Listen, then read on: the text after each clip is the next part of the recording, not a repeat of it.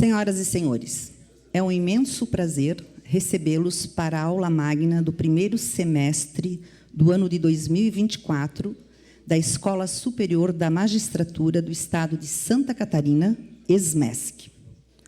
Para receber as autoridades que irão compor a mesa diretora, encontra-se o anfitrião dessa noite, o presidente da Associação dos Magistrados Catarinenses, excelentíssimo juiz Marcelo Pisolati. Convidamos para compor a mesa o excelentíssimo desembargador Marcos Fei Probst. Neste ato, representando o presidente do Tribunal de Justiça do Estado de Santa Catarina, excelentíssimo desembargador Francisco José Rodrigues de Oliveira Neto.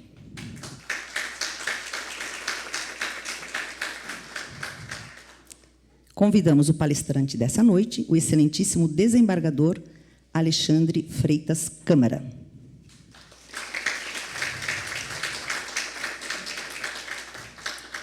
E o diretor-geral da Escola Superior da Magistratura do Estado de Santa Catarina em exercício, o excelentíssimo juiz Eduardo Passolt Reis.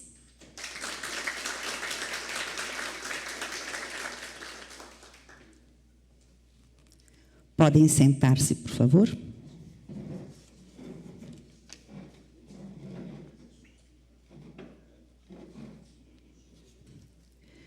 Passamos a palavra ao Dr. Marcelo Pisolati.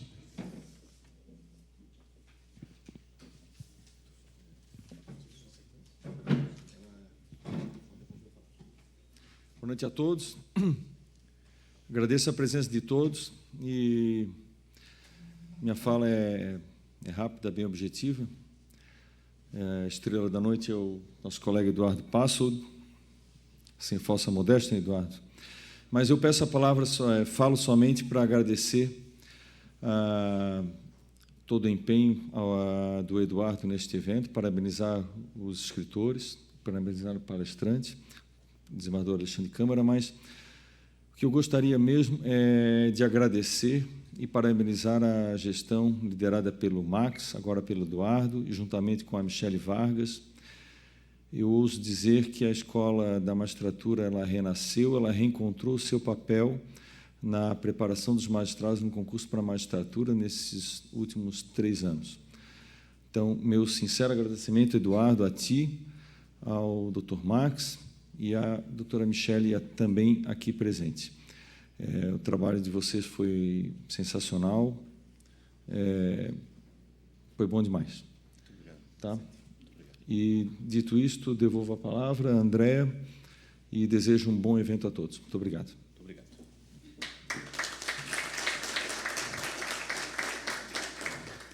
Passamos a palavra ao excelentíssimo desembargador Marcos Fei Probst. Boa noite a todos. É uma alegria muito grande e uma honra representar o presidente do Tribunal de Justiça do Estado de Santa Catarina, desembargador Francisco Oliveira Neto. Trago aqui, de forma muito respeitosa, o abraço do nosso querido presidente, que está em outros compromissos e afazeres, e para mim é uma dupla alegria estar hoje aqui. Eu sou egresso da ESMESC, fiz a Escola da Magistratura, presidente Marcelo, e tive a honra de ter como professor Dr. Romano, que ainda hoje o chamo carinhosamente de meu professor. Então, foi um momento muito rico na minha vida.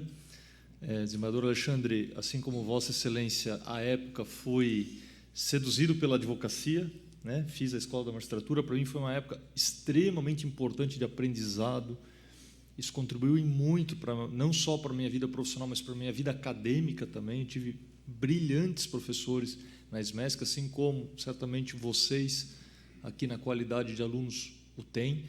Então, aproveitem, se dediquem, aproveitem, né? Tirem ao máximo aquilo que a Escola da Magistratura tem de tão rico para lhes proporcionar, que não é tão somente o conhecimento jurídico, mas também a experiência jurídica, que eu acho que é um elemento, doutor Eduardo, aqui um cumprimento também, muito importante, né, nesta formação de quem almeja a carreira da magistratura. Então, fica aqui o meu carinhoso abraço, eu faço em nome do presidente do Tribunal de Justiça. A honra de nós termos hoje aqui o desembargador Câmara é uma das sumidades em processo civil no Brasil, então é um momento de ouro que nós teremos hoje aqui com uma palestra que certamente nos enriquecerá e sairemos daqui mais ricos do que entramos. E com essas rápidas e singelas palavras, fica aqui então carinhosamente o meu reconhecimento pelo trabalho não só do Eduardo, mas também do Dr. Marcelo Pisolatti, aqui que se despede, né, em poucos dias. Fica aqui também o reconhecimento desde já e o sucesso à doutora Janiara, que assume a Associação dos Magistrados.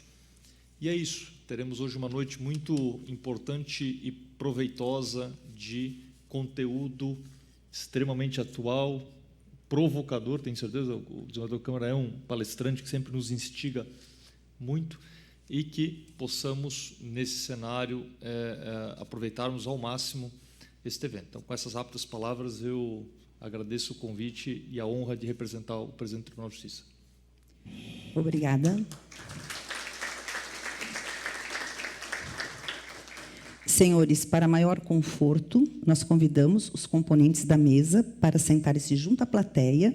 O doutor Eduardo já vai fazer uso da palavra. Doutor Eduardo, nós vamos baixar a tela. O senhor quer falar do microfone sem fio ou do púlpito? Ok.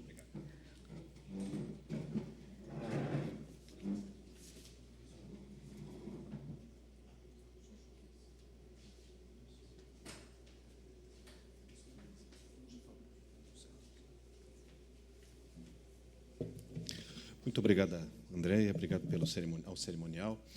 Eu gostaria de cumprimentar a todos e a todas presentes aqui no nosso auditório. Quero dizer a vocês que estão no primeiro evento desse auditório novo, que nos presenteou o nosso querido gestor da AMC, Dr. Marcelo Pisolatti. E é um significado muito grande, eu gosto muito dos símbolos, das simbologias, do que significam os símbolos. E o primeiro evento desse novo auditório ser da ESMESC, ser a aula magna da ESMESC, demonstra o quanto foi rica e profícua esse amálgama ESMESC e AMC nessa gestão. Então, nós somos gratos, presidente Marcelo, e eu cumprimento todos os magistrados presentes nessa mesa, nesse local, tanto a mesa quanto também aqui no recinto, em nome de Vossa Excelência. E digo que o senhor foi um grande líder, foi um irmão mais velho, foi um grande conselheiro, um unificador da magistratura. O senhor está de parabéns pela sua gestão e nós somos gratos por todos os legados que a sua gestão nos deu. O senhor está realmente de parabéns. Eu quero cumprimentar também ao desembargador Marcos Probst, que representa o presidente do Tribunal de Justiça, que representa a Academia Judicial, uma entidade co-irmã da ESMESC, com muitas parcerias, né? Temos aqui o doutor Romano, que está também empenhado nos trabalhos da Academia Judicial. Então, quero fazer um cumprimento muito especial ao senhor. É uma honra e uma alegria ter o senhor aqui.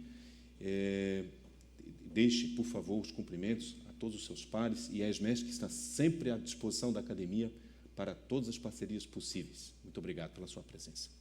Quero cumprimentar o nosso palestrante da noite, desembargador Alexandre Freitas Câmara, desembargador do Tribunal de Justiça do Rio de Janeiro, um dos processualistas de maior renome, envergadura e influência do processo civil brasileiro.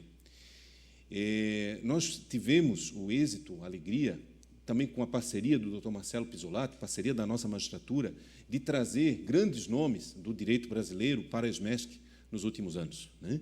Tivemos, entre outros, conosco, Dr. Daniel Mitidiero, Dr. Luciano Tim, Dr. Rogério Sanches, Dr. Renato Brasileiro, hoje Dr. Fred Dias Júnior, hoje também nosso querido desembargador Câmara, que nos brinda com a presença. De algum modo, isso reflete também aos nossos estudantes. De algum modo, traz uma cultura jurídica, um caldo jurídico de fortalecimento aos nossos estudantes. Então, sinta-se muito acolhido aqui em Santa Catarina, desembargador. É uma honra muito grande ter o senhor aqui. Quero fazer um cumprimento aos nossos estudantes online, né? Nós temos um público presencial, mas nós temos um público quase o triplo desse online que estão nos assistindo. Então, aqueles que nos assistem online, sintam-se todos cumprimentados. Nós temos alunos espalhados no interior do estado de Santa Catarina, nós temos vários associados à MC que também estão nos assistindo, vários magistrados que estão nos assistindo.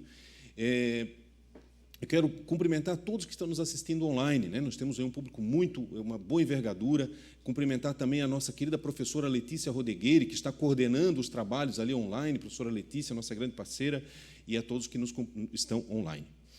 E faço, então, os cumprimentos ainda aos alunos, à comunidade jurídica, registrando novamente a todos os alunos, né, a todo o público que veio aqui nesse lançamento, que hoje os livros, os cadernos da ESMESC, eles são uma publicação para os nossos alunos, mas hoje, excepcionalmente, né, como é o lançamento, nós estamos distribuindo gratuitamente, né, a todos os estudantes de direito interessados, também os nossos colegas que quiserem levar para as suas assessorias, né, os desembargadores. Então, estão à disposição de todos livremente e depois, ao final, os autores ficarão aqui para também fazer os autógrafos. Tá bem? Então, fiquem bem à vontade, depois, ali nos intervalos, podem ir lá buscar os volumes e os autores permanecerão aqui ao final para fazer os autógrafos. Tá bem? Muito bem. Nós vamos agora prosseguir, né, o início aqui do nosso ato. Nós vamos falar rapidamente dos nossos cadernos da ESMESC, né? Vamos fazer aqui o lançamento das obras. E nós vamos lançar hoje 3 obras, né? Estamos lançando, durante a gestão, nós conseguimos lançar 12 obras, né? Entre reedições e novas obras, né? Obras novas aqui para os nossos alunos, para os nossos estudantes, para a comunidade jurídica. Obras de nossos professores da casa e dos nossos associados, porque nós, como Escola da Magistratura, temos que nos preocupar também com os nossos associados. Pessoas que, às vezes, não têm assento na nossa casa, porque moram distante, mas têm assento nas universidades, conhecem o métier universitário e podem, sim, têm todas as condições de publicar. O que vai acontecer hoje, por exemplo, com o nosso querido colega Jefferson Oswaldo Vieira, nosso colega que tem uma experiência enorme na área de processo penal, é um dos maiores penalistas da nossa magistratura e hoje está publicando uma obra de processo penal. Ele é professor universitário no oeste de Santa Catarina, tem uma experiência vasta, e na ESMESC, em razão das distâncias, das dificuldades, não teve oportunidade, mas é um professor com muita experiência e também um juiz de larga envergadura na judicatura e especialmente na área criminal, onde se especializou. Hoje também faremos o lançamento das obras do professor Rafael Mas dos Anjos e Rodrigo Mas dos Anjos. São o professor Rafael, doutor em Direito Ambiental, está também trazendo a obra de Direito Ambiental, juntamente com seu irmão, juiz em Minas Gerais, Rodrigo Mas dos Anjos. São autoridades na área do direito ambiental, inclusive o doutor Mas Rafael tem uma tese importantíssima sobre resíduos, né, a situação da responsabilidade sobre os resíduos sólidos, e ele vai trazer todo o seu conhecimento num caderno de direito ambiental completíssimo, que está disponível também hoje ao público jurídico. E, por fim, também precisamos anunciar com todo carinho, né, e aqui eu preciso dizer que se tem um pai na magistratura, desembargador Jaime Ramos, talvez o primeiro seja o senhor, e o segundo é o meu querido professor Romano, né? Talvez um irmão, né? Um irmão um pouco mais velho, né? O pai é o desembargador Jaime Ramos e o doutor Romano é um irmão um pouco mais velho. É um grande professor de vida, como assim o senhor foi para mim, desembargador Jaime Ramos, um grande professor de vida, e para mim é uma honra especial ter o senhor aqui.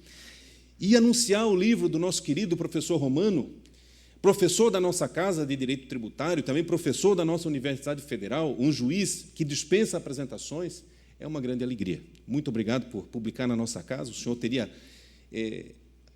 portas abertas para publicar em qualquer grande editora do nosso Brasil e escolheu a nossa casa para publicar sua obra. Então, muito obrigado, é uma grande honra. Feitas essas breves apresentações, nós vamos agora assistir um vídeo do professor, de um dos autores, os doutores Mas, né, Rafael e Rodrigo Mas dos Anjos, que estão escrevendo em coautoria com direito ambiental, e depois nós chamaremos os outros 2 autores que estão presencialmente conosco para também fazer uma breve explanação. Muito obrigado.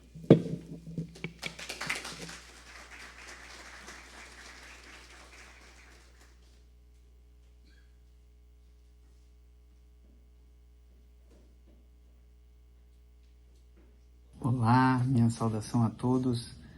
Registro aqui a minha alegria de poder estar entregando às senhoras e os senhores um caderno da ESMESC sobre direito ambiental. Esse caderno foi escrito juntamente do meu irmão Rodrigo Mas dos Anjos, juiz em Minas Gerais. O nosso tema, direito ambiental, é pauta impactante nos dias atuais. O Wendel Berry, ao tratar de uma importante reflexão, fala que nós não herdamos o mundo de nossos pais, nós pegamos emprestado de nossos filhos. Pensar dessa forma é pensar em passado, presente e futuro.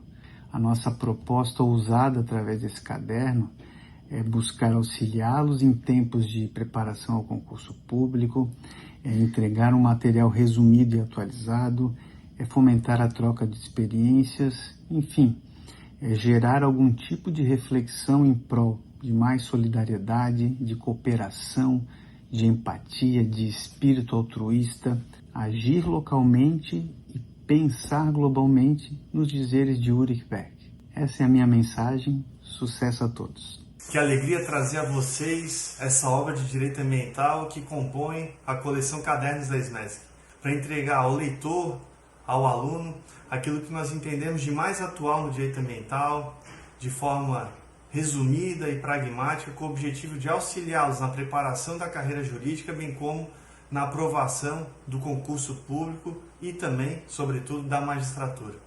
Trata de normatização constitucional, infraconstitucional, conceituou institutos, transcreveram-se julgados, jurisprudência, enfim, tratou-se da responsabilidade ambiental, tudo com a finalidade de abarcar, à luz do edital do concurso da magistratura, aquilo que nós entendemos de mais relevante. Divulguem, compartilhem.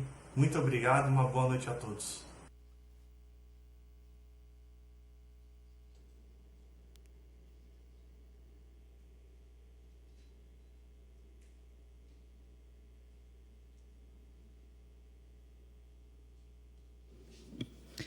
Nós convidamos, neste momento, o autor, Dr. Jefferson Osvaldo Vieira, para fazer uso da palavra, por favor.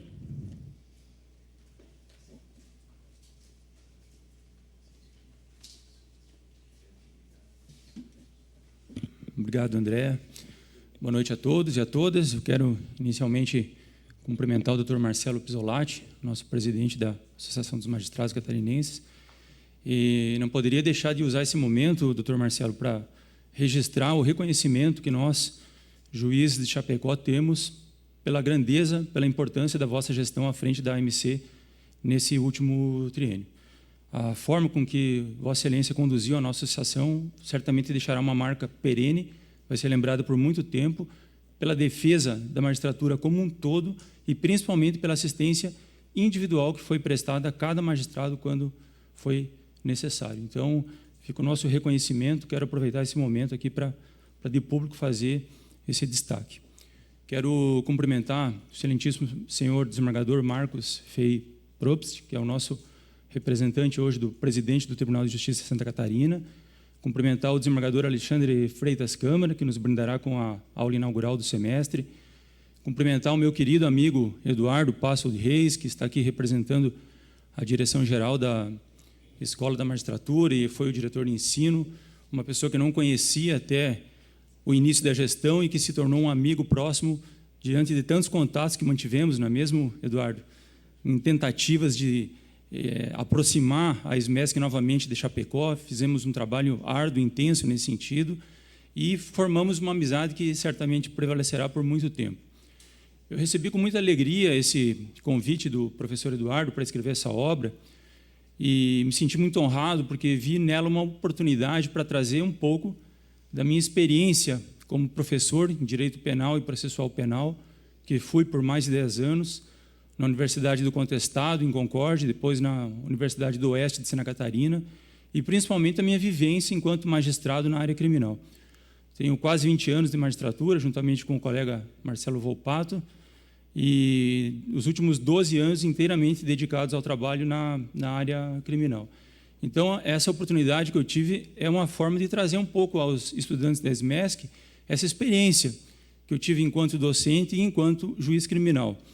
Procuro, nessa obra que hoje lhes apresento, trazer um panorama do pensamento jurídico atual a respeito do processo penal. Procuro condensar de uma maneira sintética, objetiva, que é o propósito do caderno, né, professor Eduardo, aquilo que se tem como estado da arte no processo penal hoje no Brasil. Eu sou confessadamente um apaixonado pelo direito processual penal. Penso que é uma das áreas do direito mais instigantes na atualidade. Quando eu fiz a minha graduação e depois a minha preparação para a magistratura, era muito simples o estudo do processo penal. Bastava a leitura de um manual com 300 páginas e se podia compreender todo o pensamento jurídico em torno do processo penal. O entendimento era muito conservador, não havia polêmicas, não havia debates. Mas, atualmente, muita coisa mudou. A partir de 2008, com as novas leis que trataram dos ritos processuais, depois, em 2011, com a lei das prisões, mais recentemente, com a lei anticrime, nós tivemos uma mudança radical na evolução do sistema jurídico processual penal. Houve uma revisitação de muitos temas pelos tribunais superiores. Basta lembrarmos aqui a mudança de entendimento que houve em relação à busca domiciliar, em relação ao reconhecimento de pessoas, em relação a tantos outros temas que não se debatia muito no passado e que hoje despertam as polêmicas mais significativas e mais difíceis, muitas vezes, de se resolver. Eu procuro, com essa obra, trazer um pouco dessa experiência, como eu disse, contribuir para a evolução do estudo dos alunos da ESMESC, e é uma obra, professor Eduardo, muito voltada àqueles que almejam o ingresso na magistratura catarinense. Eu trago o pensamento das nossas câmaras criminais, do Tribunal de Justiça, os precedentes dos tribunais superiores, principalmente precedentes qualificados do STJ, STF, apresentando também, quando existente, a visão minoritária em relação a cada instituto. Não deixo de propor uma reflexão crítica a respeito de alguns temas. Quem conhece mais de perto a minha trajetória sabe que eu sou um pouco inquieto em relação aos rumos que o processo penal tem tomado no país nos últimos anos, né? Eu vejo com satisfação muitas mudanças, porque tornaram o processo penal mais republicano, mais democrático, mas eu vejo que o processo penal não pode deixar de ser o instrumento para a efetiva apuração das infrações penais e não pode ser um sistema que traga entraves, embaraços e que acabe manietando a atuação do juiz criminal. E a evolução de alguns entendimentos hoje no país em relação ao processo penal traz aos juízes criminais essa preocupação. Enfim, escrevi essa obra com muito carinho, com a dedicação. É uma obra singela, dentro das minhas limitações, obviamente. Muito me honra aqui estar publicando juntamente com o professor Romano e o professor Rafael Maas, que são magistrados tão destacados na nossa magistratura, mas espero que contribua com o estudo e com o progresso de cada acadêmico da ESMESC que aspira um dia a chegar à magistratura catarinense. Aos que me derem a honra da leitura da obra, muito obrigado, e obrigado, professor Eduardo, por essa oportunidade de estar aqui lançando a obra nesta noite.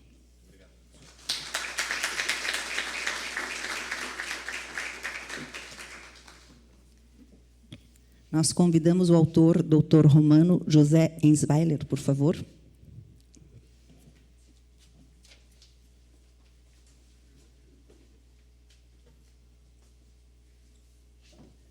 Boa noite. Eu não preparei nada, vou ser bem rápido também. E adorei que o Jefferson falou, comentei com a Cláudia, disse, poxa, como veio espontâneo, né? Como foi bonito ouvir e como é bom quando é dessa forma. Eu, pela primeira vez na minha vida, um livro eu não dedico à minha esposa, não é? Eu dediquei ao Pisolati, ao Max e ao Eduardo, para ver o tamanho do carinho que eu tenho por vocês, não é? A Cláudia me perdoou já, né? Eu avisei ela antes. E então, só para deixar claro que tudo que o Jefferson falou, que o Eduardo falou em relação ao Pisolati, ao Max e a ti, Eduardo, assim, é absolutamente sincero e numa dimensão muito exponencial, né? Vocês realmente fizeram um trabalho fantástico, são colegas incríveis, né? E eu tenho muita pena da Janiara, do Maurício, não é? E da equipe toda que vai acompanhar, porque vocês vão ter um trabalho imenso. Mas eu tenho certeza absoluta que a Janiara, o Maurício, né, vocês vão fazer um trabalho qualificadíssimo, tanto quanto fez a equipe que está saindo, né? Então, vocês estão muito sintonizados, isso dá muita segurança e muita alegria para a gente. Mas, de verdade, o Pisolati é singular, a Janiara nossa, né, uma querida, né, e não preciso também preciso fazer um registro muito sincero, e eu tive pouquíssimo contato com ela, Eduardo, mas ela é uma menina sensacional, jovem, brilhante. O Eduardo sempre disse, vamos contar com ela e tal, que é a Michele, né? Então, parabéns pelo teu trabalho também, Michele. E, assim, eu gostaria de nominar todo mundo, porque eu conheço praticamente todos aqui na sala, mas isso ia tomar muito tempo. Eu tive a honra de ser professor da ESMESC muitos anos. Agora eu pedi licença para me retirar, eu não tenho mais condições, eu estou muito velho, né, para ser professor da ESMESC, preparar os meninos para o concurso. E eu tive o privilégio, professor Alexandre, de ser professor, mas por uma eventualidade da vida, de um mestre, né, que era o professor Fei.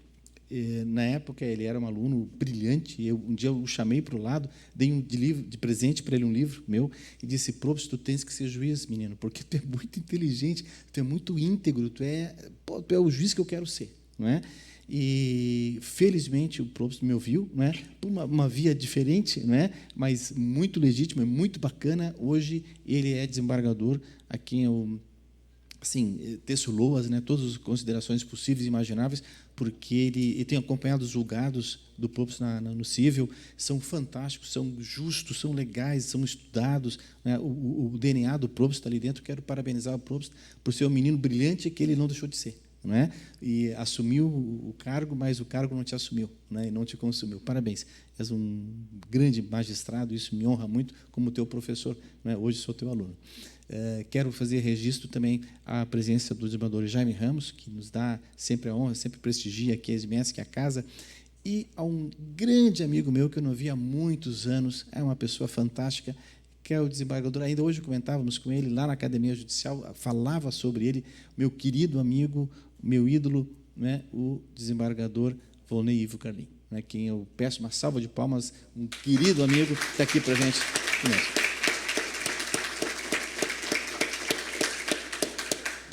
Um desembargador aposentado, mas que continua sendo uma das grandes vozes, dos grandes juristas desse Estado. Então, parabéns, né, desembargador Carlim, e obrigado por estar aqui conosco, né, prestigiando essa noite aqui, organizada pelo Pisolati, Janiara, Michele e a equipe do Eduardo toda. O Rio de Janeiro sempre nos brindou com grandes mestres, mas eu vou falar só um pouquinho do Jefferson, né? E para mim é uma honra lançar o livro contigo, Jefferson, né? Eu te conheço de nome muito bem, não é? E junto com o Rafael, que é um irmão para a gente também, então eu me sinto muito honrado, é o contrário, vou te ser sincero, né? Obrigado. Parabéns aos alunos. A obrinha, antes que eu vou falar, quero dar uma homenagem também para o professor Alexandre, é uma obrinha muito singela, não é, muito pequenininha, mas deu um trabalho imenso, né, professor Eduardo, porque nós tínhamos feito, eu não acreditei que a reforma ia sair, a reforma tributária ia sair, ela sempre é prometida há 30 anos e não vinha, e veio o desembargador Jaime, a reforma veio. Não é? Eu tenho um cuidado no meu livro, eu não gostei da reforma, eu acho que ela é uma oportunidade desperdiçada. Nós tínhamos que ter feito uma reforma muito melhor, não é? Mas, enfim, é o que temos. E eu aviso os alunos, inclusive, no livrinho, o professor Guilherme, que eu digo, olha, eu vou falar mal da reforma só aqui. No resto, eu vou falar da reforma, porque vocês têm que enfrentá-la e vão ter que trabalhar com ela nos concursos e na vida prática, etc. Não é? Então, eu critico, né? Acho que ela não foi feliz, mas, enfim. E, de toda forma, como o Jefferson fez, também me esforcei muito para trazer uma obra muito atualizada, né? Com jurisprudência de 2023, 2024, super atualizado, toda a doutrina possível e imaginável de direito tributário brasileiro está aqui dentro, né? Então, dos antigos, né? Como Alfredo Augusto Becker, né? O Gilberto Ulloa, aquela turma boa, Rubens Gomes de Souza, né? Até os mais jovens, né? Que tem gente muito qualificada escrevendo direito tributário, como o Leandro Paulsen, por exemplo, do Rio Grande do Sul, que eu admiro muito. Enfim, foi o melhor que eu pude fazer dentro das minhas limitações, como disse o Jefferson, né? É o que eu pude entregar, mas é uma obra que eu espero que seja útil para o concurso e para a vida da gente. O Rio de Janeiro tem entregue, aí sim, desembargador, vou fazer uma homenagem agora para o senhor, porque o senhor merece, né? Muito. Tem entregue grandes civilistas, grandes processualistas para o Brasil. O Fux é um deles, né? E o ministro Fux, perdão, é um deles. E eu gostava muito de um civilista que falava sempre, toda a palestra ele dava um jeito de colocar as locações no jogo, né? Que era o Capanema, né? E só que assim, eu gosto muito do Capanema que nos deixou, gosto muito do Fux, ele tem obras brilhantes. Mas o senhor é o supra-sumo, professor, vou lhe dizer. Né? Quando eu consulto o processo civil, quando eu vou pensar em processo civil, quando eu tenho as minhas dificuldades, e são muitas, né, em processo civil, eu me socorro dos melhores. Né? E o senhor é o melhor dos melhores. Então, a ESMESC não poderia começar de melhor maneira, professor Eduardo, do que convidar o professor Alexandre para fazer essa palestra inaugural, e tenho certeza que todos vamos ficar encantados, como sempre fico encantado a ler suas obras, né, e ouvir as suas palestras. Então, é um privilégio ouvi-lo, professor. Seja muito bem-vindo aqui, e é uma honra tê-lo e ser seu aluno nessa noite. Muito obrigado.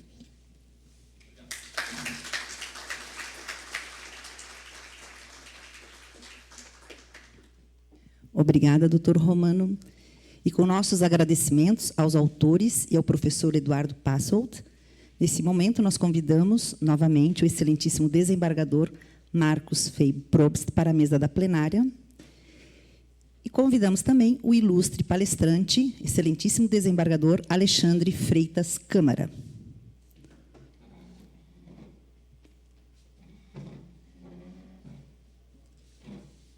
Passamos a palavra ao desembargador Marcos Fey Probst para a apresentação do palestrante. Obrigada. Muito obrigado. Novamente, boa noite a todos. Eu quero fazer um registro muito carinhoso ao desembargador Jaime Ramos, a quem tenho... Foi meu professor aqui no ESMESC também, não sei se Vossa Excelência lembra disso, desembargador, que eu tenho um respeito e um carinho gigante.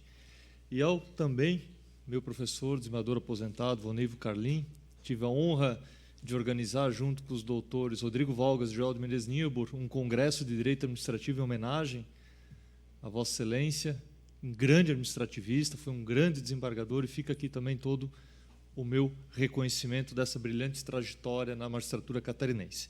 Bom, sem maiores delongas, diminuindo as qualidades feitas pelo doutor Romano, não vale, porque foste meu professor, querido amigo, então não é isso tudo. Não passo de um blumenauense esforçado. É isso que eu sou, torcedor do Avaí, sofredor do Avaí Futebol Clube. Vamos lá.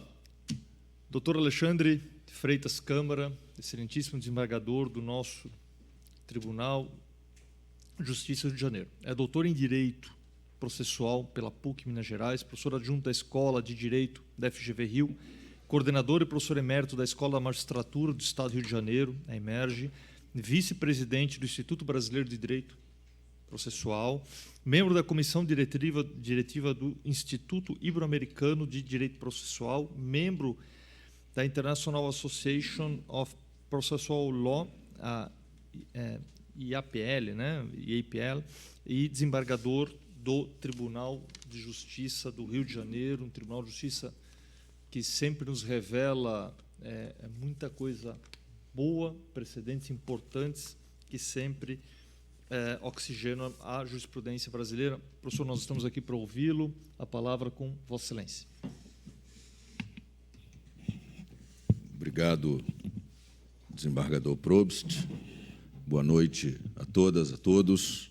Eu quero começar agradecendo ao doutor Eduardo Passold Reis pelo convite para estar aqui.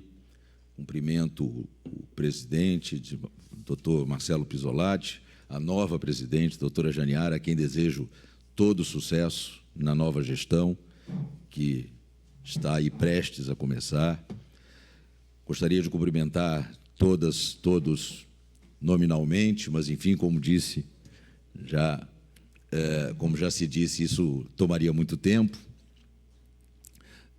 Eu só não posso deixar de registrar a minha imensa alegria de estar hoje na Escola da Magistratura, principalmente porque eu falo aqui para alunos da escola, há um grande número de alunos da escola aqui que se preparam para o concurso da magistratura, porque eu sou professor da Escola da Magistratura do Rio de Janeiro já há alguns anos, também nessa luta por preparar os candidatos para o concurso da magistratura. Eu faço isso na Escola da Magistratura desde 1996, então é um tempinho, né? Acho que é um tempinho já razoável. Daqui a 2 anos eu completarei 30 anos de magistério na escola, sem contar o tempo que eu tinha antes. E é sempre muito prazeroso ver os olhinhos brilhando daqueles que querem entrar para a magistratura. E o que eu posso dizer nesse início é que eu quero muito 2 coisas. A primeira é que vocês consigam entrar. E a segunda é que os olhinhos não parem de brilhar depois que vocês entraram. Que vocês possam exercer a magistratura fazendo dela uma atividade que lhes dê a noção da responsabilidade, mas que lhes dê também muito prazer, porque trabalhar com algo de que a gente não gosta não é exatamente o ideal de vida de ninguém. Mas, quando a gente trabalha na magistratura e consegue ter prazer nesse trabalho, sabendo de toda a responsabilidade, de toda a dificuldade que essa atividade traz, a gente consegue levar ao jurisdicionado aquilo que ele precisa receber, que é a correta aplicação do direito. Então, fica aqui esse meu duplo voto de que vocês passem e não percam o brilho no olhar. Eu queria cumprimentar meu amigo Bruno Macedo, professor da Estácio, aqui de Santa Catarina, que me dá a honra da presença. É curioso isso. Nós nos encontramos em Santa Catarina e somos ambos membros da ANEP, Associação Norte-Nordeste de Professores de Processo. Bruno é do Pará, veio se radicar aqui em Santa Catarina. Eu sou do Rio de Janeiro, que não fica no Norte nem no Nordeste, mas eu morei muito tempo na Zona Norte do Rio de Janeiro, acho que é por isso que me chamaram para ser membro honorário da ANEP, e é uma alegria encontrar um anepiano aqui. Bem, o tema que me foi proposto, a ideia não foi minha, eu já quero terceirizar a responsabilidade, o tema foi proposto pelo doutor Eduardo Passos Reis, e é um tema que me é muito caro, que é o da padronização decisória no direito brasileiro. Falar sobre isso é falar de algo que as pessoas têm chamado por aí de um sistema brasileiro de precedentes. O STJ, no ano passado, fez um congresso sobre isso. Chamou-se Congresso sobre o Sistema Brasileiro de Precedentes. Eu estava lá, eu tive a honra de ter sido convidado para ser palestrante, e eu olhava para aquele cartaz enorme que ficava assim à frente da mesa, com o nome Sistema Brasileiro de Precedentes, com as iniciais das 3 palavras, bem maiores do que as outras, e eu dizia, caramba, SBP, terrível contra os insetos. Mas será que é só contra os insetos? Essa era a pergunta que eu me fazia durante o Congresso. Eu não gosto de chamar de sistema de precedentes. Eu gosto de dizer que o que nós temos no Brasil é um sistema de padronização decisória. Isso por 2 razões. Eu vou começar pela mais fácil. A mais fácil de compreender é que nós não podemos dizer que o que se tem no Brasil é um sistema de precedentes, porque ele não é formado apenas por algo que nós poderíamos chamar de precedentes, mas também por um outro instrumento, que não é precedente, mas que exerce uma função equivalente, e que é um velho conhecido do direito brasileiro, que é a súmula. Os enunciados de súmula do Supremo Tribunal Federal, do Superior Tribunal de Justiça e de todos os outros tribunais do Brasil. Hoje, todos os tribunais têm a sua súmula de jurisprudência predominante. E súmula não é precedente. Por quê? Porque o precedente é uma decisão que foi proferida num caso anterior e que é usada como base para a construção da decisão de um novo caso. Então, se eu vou julgar o processo número 2 e digo, decido dessa maneira, porque houve antes um caso análogo, o processo número 1, e lá se decidiu dessa maneira, e eu peguei a decisão do processo número 1 e a usei como ponto de partida da construção da decisão deste processo número 2, aquela decisão que veio antes, aquela decisão do processo número 1, aquela decisão que precedeu a minha, é o precedente. Súmula não é isso. O que é a súmula? A súmula é um pequeno resumo da jurisprudência de um tribunal. Pequeno. Para o estudante pode parecer esquisitíssimo eu dizer que é pequeno o resumo da jurisprudência, quando a gente pensa que, por exemplo, o Supremo Tribunal Federal tem quase 800 enunciados na sua súmula. Considere que são quase 800 frases para resumir a jurisprudência dominante de um tribunal que julga 80 mil processos por ano e que vem julgando muitos processos desde o tempo do Império. E a gente pega essa jurisprudência toda e resume em quase, porque não chega a isso, quase 800 frases. 790, mais ou menos. É um resumo muito pequeno. Nos foram apresentadas aqui obras sintéticas, porque se propõem a ser sintéticas, de direito tributário, de direito ambiental, de processo penal. Garanto que tem mais de 800 frases em cada um desses livros. É um resumo muito pequeno. Por isso súmula, porque súmula é o diminutivo da palavra suma, que significa síntese, e que ninguém usa, né? Salvo o nosso Código de Processo Civil. Não sei se vão se lembrar, mas o Código de Processo Civil, no artigo 489, diz quais são os elementos essenciais da sentença: relatório, fundamentação e dispositivo, e ao falar do relatório, diz que a sentença terá relatório que conterá a suma do pedido e da defesa do réu. A suma, a síntese. Súmula é um resumo menor ainda. E quando eu olho para um enunciado de súmula, o que é que eu tenho ali? Algo que foi construído em vários julgamentos, em várias decisões. Quantas? Depende. Podem ter sido 5, 10, 20, 30, 50, 100. Claro que isso vai depender do tamanho do tribunal, porque o Tribunal de São Paulo, sobre qualquer matéria, julga muito mais do que o Tribunal do Amapá. Então, é claro que os números não vão ser os mesmos em todo lugar. Mas nós vamos pegar um grupo de decisões de um tribunal sobre uma mesma matéria, num mesmo sentido, vamos ler essas decisões todas e vamos extrair delas uma ideia. Por exemplo, incide, em homenagem ao nosso professor de Direito Tributário, incide ISS sobre a operação de arrendamento mercantil de veículos automotores. Tem lá um enunciado de súmula do STJ para dizer isso. O STJ disse isso em vários julgamentos. E aí, desses vários julgamentos, se extrai uma ideia. E isso que se extraiu, o extrato, é o enunciado da súmula. Súmula não é precedente, súmula não é jurisprudência, súmula é um extrato da jurisprudência. E precedente é uma decisão que se proferiu num caso anterior e que serve de base para a construção da decisão do caso seguinte. Então, são fenômenos distintos, eles não se confundem. Acontece que no direito brasileiro há alguns acórdãos que, por enquanto, eu vou chamar de precedentes. Por enquanto. Porque o Código chama.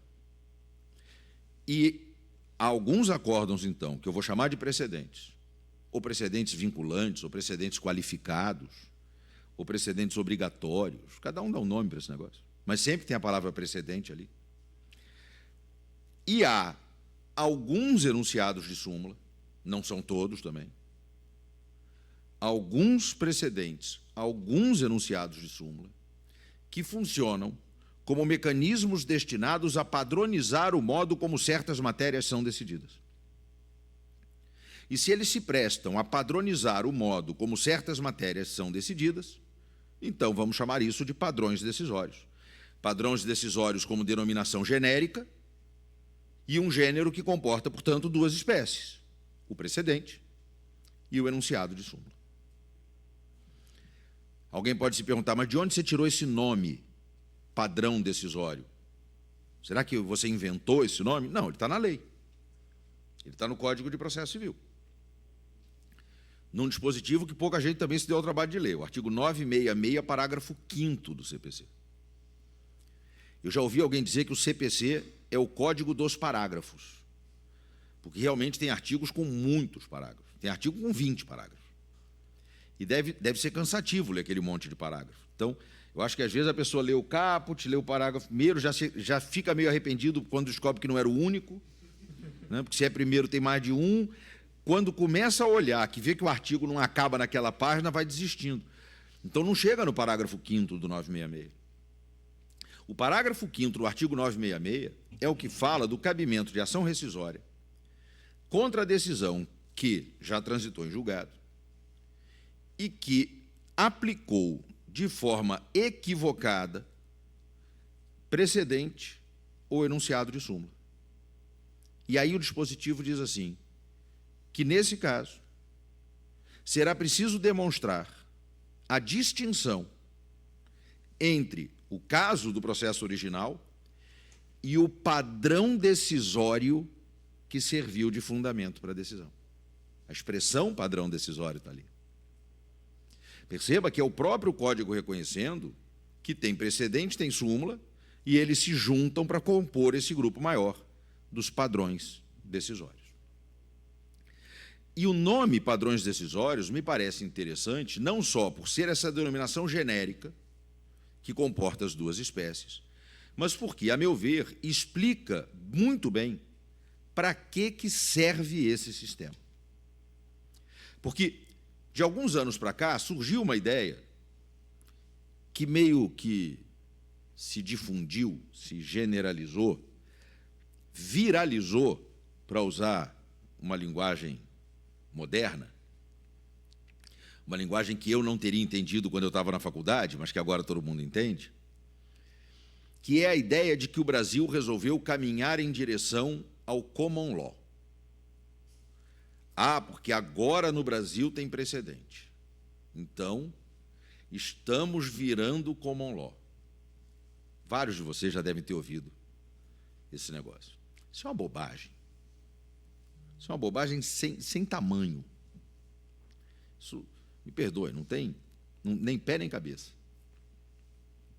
Eu brinco com os meus alunos dizendo que há coisas que falam por aí no direito brasileiro e que são sacis decapitados, porque não tem nem pé nem cabeça.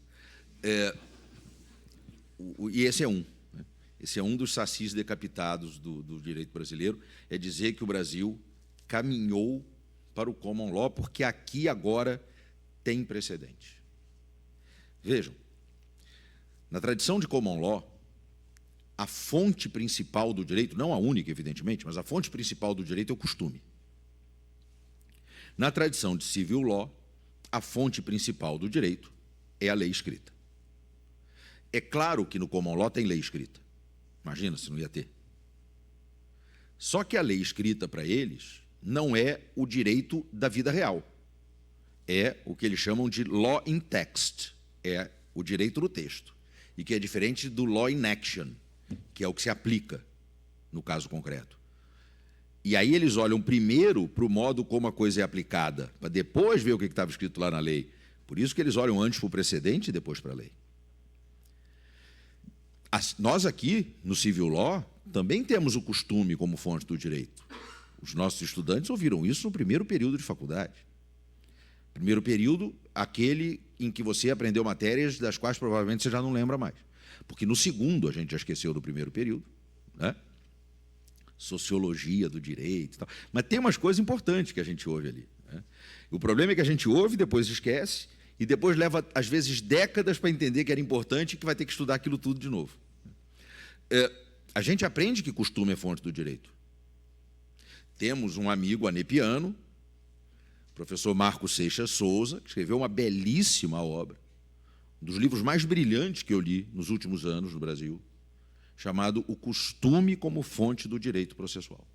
Uma obra absolutamente genial. E o costume é fonte do direito no civil law, mas é uma fonte muito menos relevante. Até para achar exemplo de costume como fonte do direito, a gente tem dificuldade, né? Eu costumo dar sempre o mesmo exemplo, porque, vejam, ainda tinha que arrumar um costume como exemplo de fonte do direito processual civil.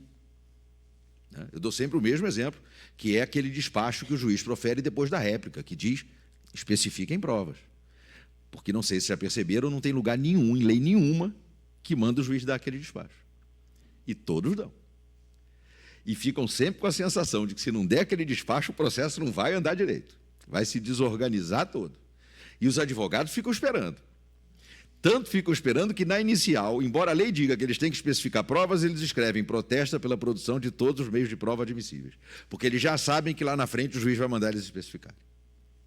É o costume como fonte do direito processual. Mas isso não significa que seja a nossa fonte mais importante. Para nós, a fonte mais importante é a lei. Quer entender por que essa história de ter precedente no Brasil não significa que a gente caminhou para o common law? É muito simples. Vire-se para um jurista inglês ou americano e pergunte assim para ele: juízes no seu país seguem precedentes? A resposta dele será sim. A segunda pergunta que você faz é: por quê? Ele diz: porque precedentes vinculam. A terceira pergunta é: mas vinculam por quê? Porque sempre vincularam. E onde é que foi escrito, pela primeira vez, que um precedente vinculava? Num precedente. É isso. E não vai sair disso. O juiz inglês está vinculado a precedente porque há um costume de vincular a precedente. O juiz norte-americano está vinculado ao precedente porque é o costume se vincular a precedente. E no Brasil? No Brasil, a gente se vincula ao precedente porque a Constituição e a lei dizem que tem precedente que vincula. Revoga o 102, parágrafo 3º da Constituição. Revoga o 927 do CPC, o 947, parágrafo 3º, para ver se alguma coisa vai vincular. Ninguém vai ficar vinculado a nada. Ninguém vai ficar vinculado a nada. Incidente de assunção de competência. Está lá no 947, parágrafo 3º. O acórdão proferido em assunção de competência vincula os juízes e o tribunal que o tenha decidido. O CPC de 73 também tinha um incidente de assunção de competência. Estava lá no 555, parágrafo 1º do CPC anterior. Nunca vinculou ninguém. Vem o CPC de 2015 e bota um parágrafo a mais. Diz, não é o Código dos Parágrafos? Tem um parágrafo a mais. Vincula. Pronto, agora vincula. Então, não é por causa do costume, é por causa da lei. Nós nos vinculamos porque a lei determina essa vinculação. Então, não tem nada de common law. E, por isso, é legítimo dizer que nós criamos um sistema brasileiro. Vá lá, de precedentes.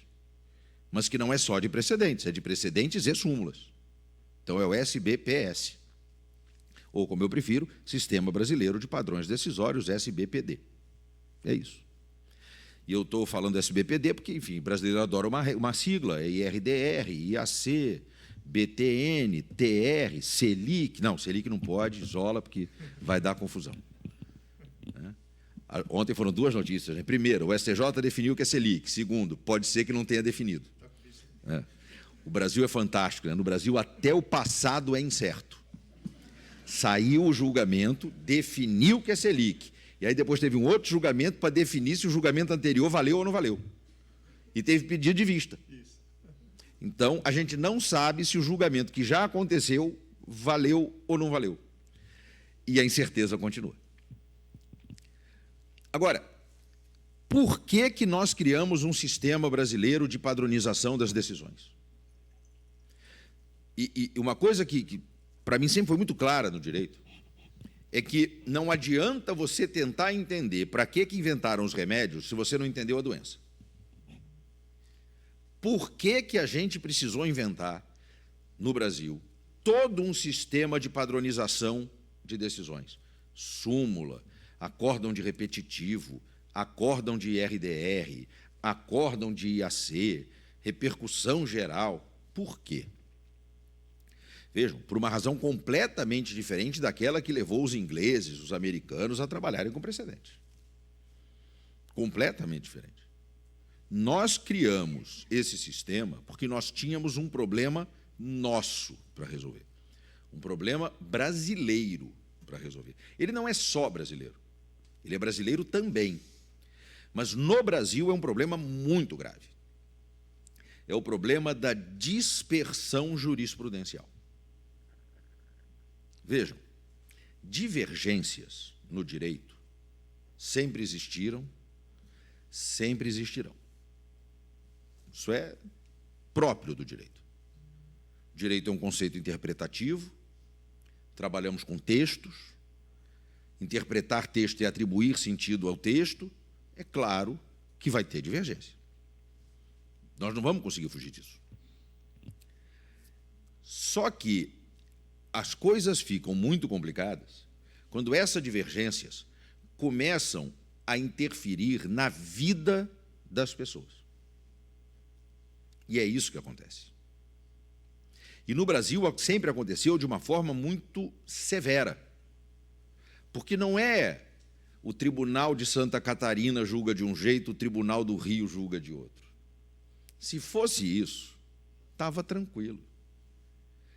O problema é que o juiz da primeira vara julga de um jeito, o juiz da segunda vara julga de outro, o da terceira vara já julga diferente dos outros dois, o da quarta julga o pedido liminarmente improcedente, o da quinta concede tutela da evidência, o da sexta diz que o autor é litigante de má-fé, e o jurisdicionado fica sem saber o que vai acontecer na vida dele. Como desembargador Probst, eu venho do quinto da advocacia. E antes da minha experiência na magistratura, eu já estou na magistratura há quase 16 anos, se completam agora, este ano, 16 anos, mas antes foram 20 anos na advocacia. E nesses 20 anos de advocacia, tem muito advogado aqui, né, que está estudando para a magistratura, mas está lá, na lida da advocacia. Tinha uma coisa que eu sempre torcia para não acontecer, mesmo sabendo que ia acontecer. Mas eu torcia, eu tinha aquela vã esperança de que não acontecesse. Era na reunião com o cliente, quando ele expõe o caso, e você explica para ele o que dá para fazer, a minha esperança era de que ele não fizesse a pergunta final. Que era olhar para mim e dizer, doutor Alexandre, quais são as minhas chances? Era desesperador. Veja, o bom advogado, o advogado experiente, ele tem o judiciário da comarca, o tribunal do estado mapeado. Então ele diz, olha, isso aqui é uma questão tributária, tem 12 varas da Fazenda Pública. Se cair na primeira, terceira, quinta ou sétima, você ganha. Nas outras você perde. Agora, na 12ª, eu não faço ideia, porque o titular de lá se aposentou, chegou um novo lá, eu não sei como ele julga. Aí eu não faço ideia. Aí vem a segunda pergunta que o cliente te faz, que é pior do que a primeira. Se eu perder, eu posso recorrer? Pode, mas se você ganhar, a outra parte pode recorrer. Tá, e se chegar no tribunal, quais são as minhas chances? Então, são 8 câmaras de direito público no meu tribunal. Primeira, terceira e quinta você ganha. Segunda, quarta, sexta e sétima você perde. Na 8ª depende do relator, porque são 5 na Câmara, mas só votam 3. Se o mais antigo for o relator, você ganha de 3-0. Se o segundo for o relator, você ganha de 2-1. Se o terceiro for o relator, você perde, porque aí já mudou a turma julgadora. Aí você, e como é que decide isso? Para onde que vai? Sorteio. Essa é a hora que o cliente vira você e diz assim, doutor, nunca consegui ganhar nem camisa de time de futebol em rifa. Não vou entrar na justiça, vou perder. Esse sorteio vai me dirigir para o lugar errado. Era o que acontecia. Aí ele fala assim, mas vem cá, se eu perder no Tribunal de Justiça, eu posso ter uma esperança ainda? Pode, cabe recurso especial. E aí são só 2 turmas que julgam, tributário, primeira e segunda do STJ. E aí? Aí na primeira você ganha, na segunda você perde. Esta semana. Porque semana que vem vai sair um outro informativo, aí pode ser que mude. É isso. É uma dispersão jurisprudencial que já passou muito longe dos limites da sanidade. Isso é insano. Isso é uma insanidade. Lucas Buril, outro anepiano, outro professor, esse da Faculdade de Direito do Recife, já usou a expressão esquizofrenia jurisprudencial.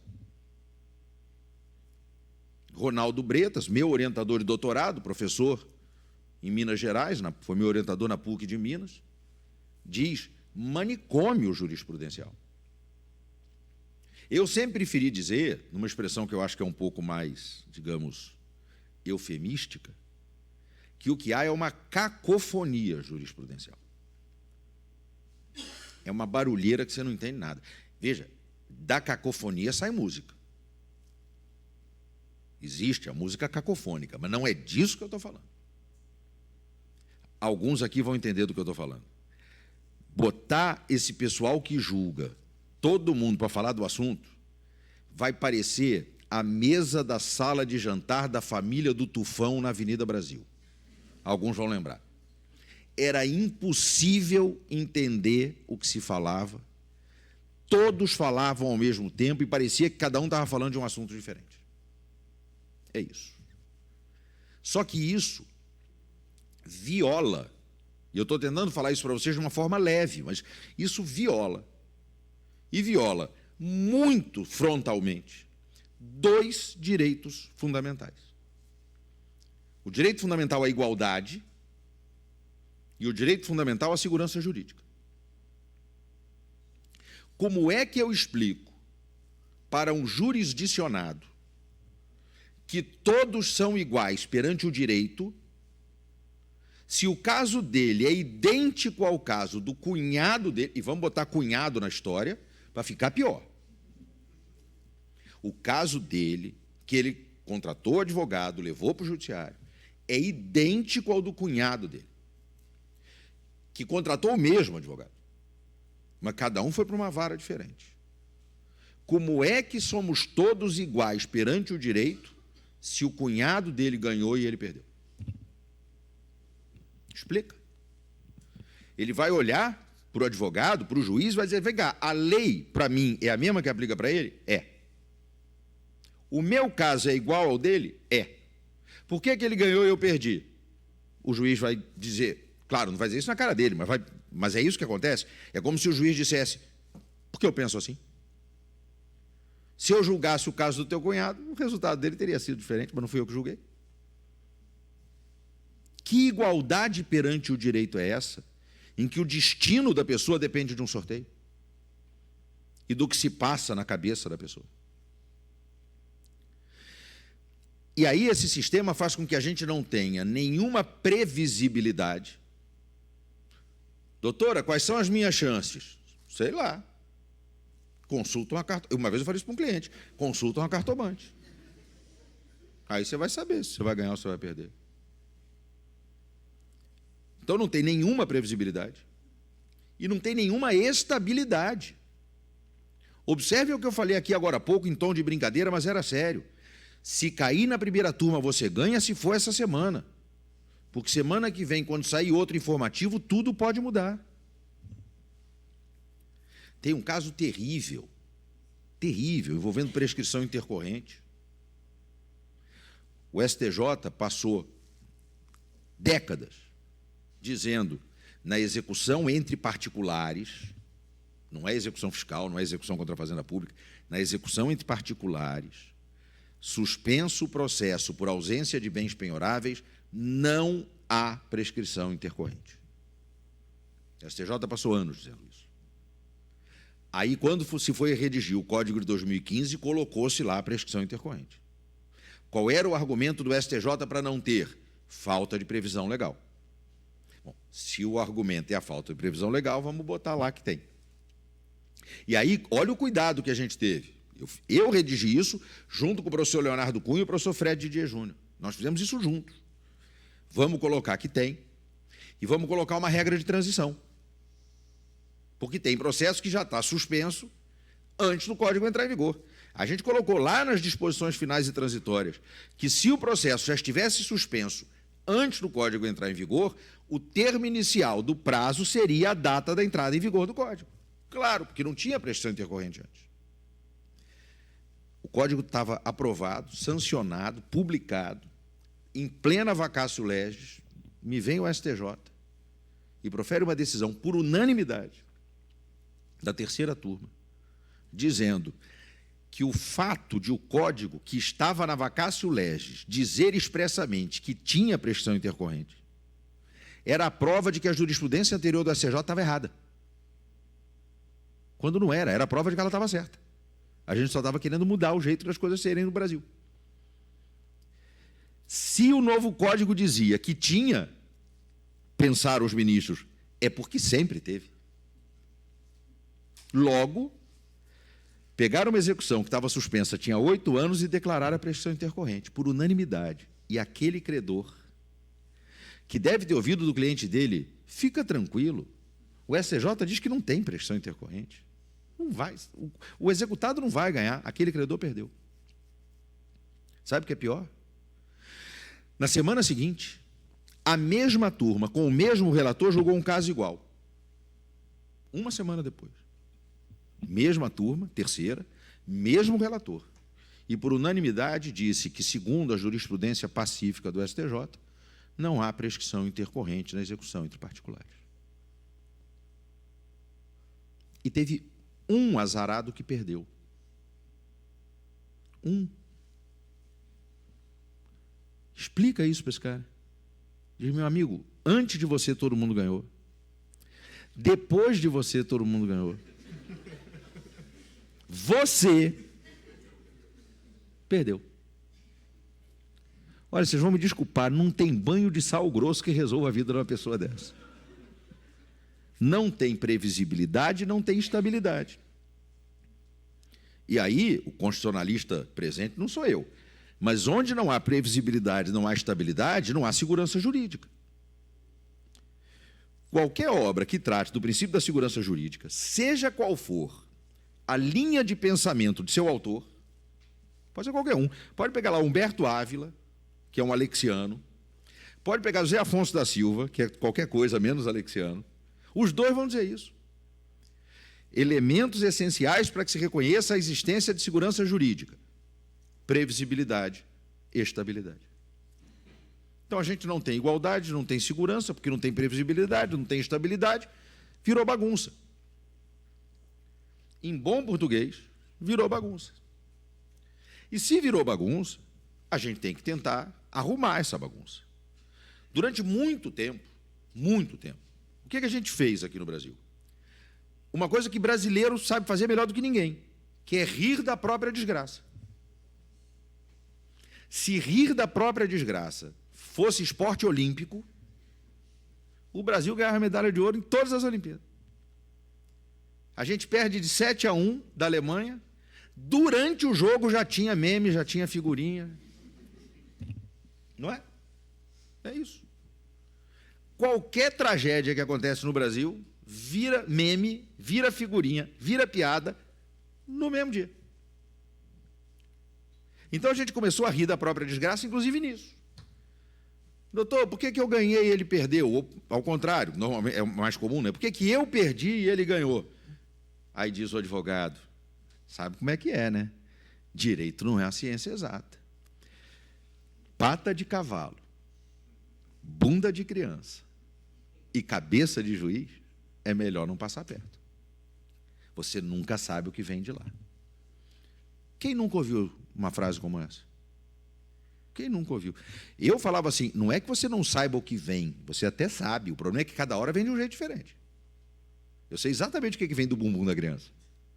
O problema é que cada hora vem de um jeito diferente. Eu sei exatamente o que pode vir da pata do cavalo. O problema é que eu não sei qual pata que ele vai usar para dar um coice. Cada hora vem de um jeito diferente. E era isso que a gente estava falando que acontecia com a cabeça do juiz.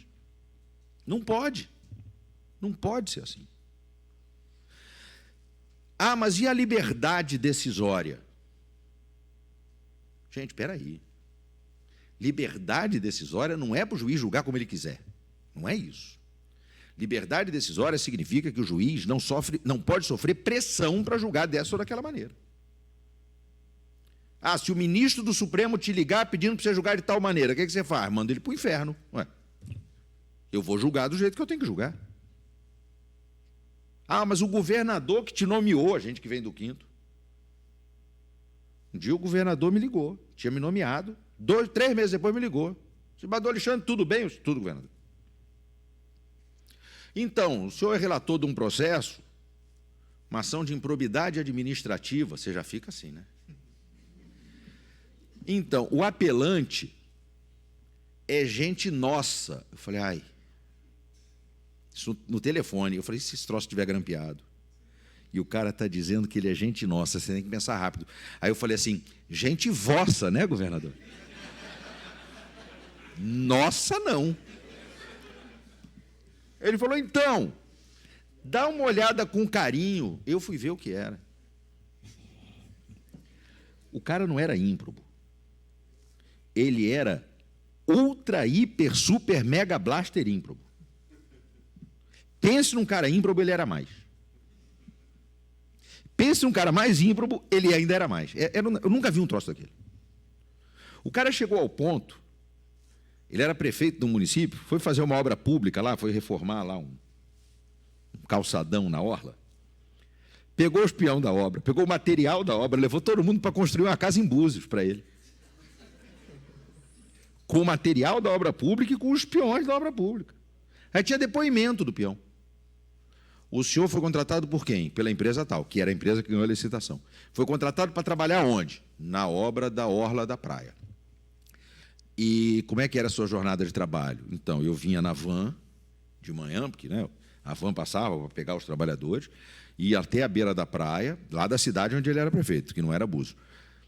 Assinava o ponto, entrava na van e ia para Búzios. Trabalhava o dia inteiro na casa do prefeito, no final da tarde voltava até a beira da praia, assinava o ponto e ia para casa. Você algum dia trabalhou na obra da praia? Nunca. Onde é que o senhor trabalhou? Na obra da Casa de Búzios. Quem era o engenheiro responsável pela Casa de Búzios? Era o secretário municipal de obra. De onde vinha o material? Então, a gente pegava o material lá na obra da praia, porque era comprado tudo junto, o fornecedor da obra da praia entregava, a gente pegava, separava o que ia usar na casa e levava. Tá bom.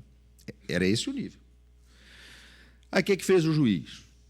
Decretou perda do cargo, suspensão, aquelas coisas, né? Suspensão de direitos políticos e tal.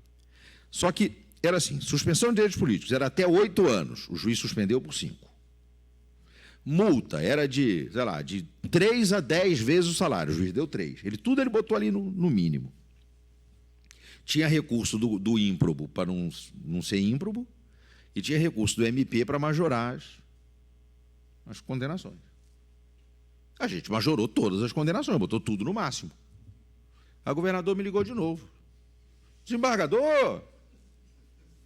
Falei, pois não, governador?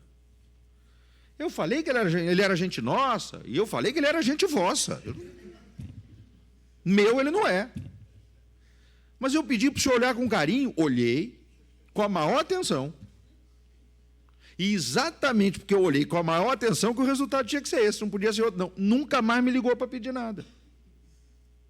Você vai dizer, Alexandre, você agravou as penas do cara para se livrar da pressão? Não, eu agravei porque tinha que agravar. Se não tivesse que agravar, não agravava. Liberdade decisória é isso. E é por isso que o magistrado tem que ser vitalício. Porque o governador que me nomeou saiu do governo, entrou na prisão, saiu da prisão. O governador do Rio é preso, né? Vocês sabem disso. A gente, né? Tem uma tradição, assim, né? É o costume como fonte do direito. Acabou o governo, prende esse cara, deixa ele lá um tempo, depois solta e tal. O atual, por exemplo, ele está já sabendo, o mandato dele acaba daqui a 2 anos, vai rolar alguma coisa. Então, em algum momento... Nós não temos nenhum ex-governador vivo que já não tenha sido preso. Todos os nossos ex-governadores vivos já foram presos. Então, é um costume. É um costume. Então, comigo foi isso. Ele saiu do governo, entrou na prisão, depois saiu da prisão, tal, enfim. E eu estou lá. Eu sou vitalício. Então, a vitaliciedade me liberta desse cara. Não adianta vir com pressão. O presidente do tribunal do Estado X ligou para o juiz e falou... O presidente do tribunal vai aposentar, o juiz ainda vai estar lá. Liberdade é isso. A vitaliciedade liberta. Mas não é mais do que isso. Porque quanto ao mais... Uma vez eu estava conversando com um colega, dizendo irritadíssimo, que história é essa de que eu estou vinculado às decisões do Supremo? Eu falei, meu amigo, vem cá, quando tu vai julgar, você está vinculado ao que a Constituição diz? Ele falou, estou. Constituição, eu estou. Você está vinculado à lei? Ele falou, lei, eu estou. Tratado? Ele falou, tratado também. Medida provisória? Ele falou, medida provisória também. Eu falei, se você vai julgar uma causa contratual, um conflito ali que surgiu em razão do contrato, você tem que julgar vinculado ao que o contrato estabelece? Ele falou, tem. Eu falei, pô, já está vinculado a tanta coisa, qual é o problema de estar vinculado a mais uma? Bota lá, precedente. Está vinculado. Porque a vinculação liberta. A vinculação liberta. Alexandre, por que você julgou assim? Porque é assim que tem que julgar. Mas você acha isso justo, injusto, certo, errado? É assim que eu tenho que julgar. Porque eu estou vinculado. Acabou. E isso dá igualdade e segurança para a sociedade. Porque o juiz pode falar o que for, é um servidor público. E se é servidor público, está aqui para quê? Para servir ao público. E tem que prestar o melhor serviço público que ele pode prestar. Com base em moralidade, juridicidade, impessoalidade, os princípios são os mesmos lá da administração. Para isso, para acabar com a bagunça que estava, a gente tinha que criar mecanismos de padronização de decisões. E no Brasil esse problema sempre foi muito sério. Então nós criamos esses mecanismos. Processos de controle direto de constitucionalidade, ADI, ADC, ADPF, súmula vinculante, recurso repetitivo, IRDR, IAC. Agora, o que a gente fez aqui para esse troço poder funcionar? A gente fez uma coisa que é completamente diferente do que tem no Common Law. No Common Law, quem diz que o precedente é o juiz do segundo processo. Quando o tribunal julga o processo número 1, a única coisa que ele está fazendo é julgar o processo número 1. Quando um dia chegar lá o processo número 2, o juiz do processo número 2 vai dizer assim: eu lembro que já julgaram um negócio parecido com isso. Aí ele vai lá acatar o julgamento do processo número 1, ele vê que os casos são análogos, e aí ele usa a decisão do caso número 1 como base para construir a decisão do caso número 2, dizendo: julgo assim porque decidi a partir de um precedente. É isso. E tem acórdãos importantíssimos da Suprema Corte Americana, por exemplo, que não são precedentes, porque nunca foram precedentes. E eles até torcem para jamais ser. A própria Suprema Corte sabe que aquele ali é bom que não seja precedente. Quer ver um exemplo? O caso Gore versus Bush. A eleição para presidente dos Estados Unidos deu empate. E foi parar na Suprema Corte. E a Suprema Corte tinha que decidir quem ganhou. Porque tinha lá uma discussão sobre critério de contagem e tal. Al Gore de um lado, George W. Bush do outro. A Suprema Corte disse: quem ganhou foi o Bush. Uma decisão importantíssima. Aliás, uma decisão que definiu os rumos do planeta. Porque aí o Bush ganhou, tomou posse, teve guerra, guerra no Afeganistão, guerra no Iraque, guerra aqui, guerra ali. Se o Gore tivesse assumido, provavelmente não tinha tido nada disso. Uma decisão da Suprema Corte mudou os rumos do mundo. Isso é precedente? Não. Por quê? Porque nunca teve o caso número 2. Nunca teve uma segunda eleição que a Suprema Corte ou algum outro tribunal tivesse que decidir. Todas foram decididas no voto. E eles torcem sinceramente para isso nunca ser precedente. Porque é claro que o judiciário norte-americano torce para nunca mais ter que decidir quem ganhou uma eleição. Porque quem diz que o precedente é o juiz do segundo caso, não é o juiz do primeiro. No Brasil, não. No Brasil, esses precedentes qualificados, vinculantes, eles são feitos de propósito para serem precedentes. É um modelo completamente diferente. O STJ manda ofício para todos os tribunais dizendo: comunicamos que afetamos para julgamento pela técnica dos recursos repetitivos o tema tal.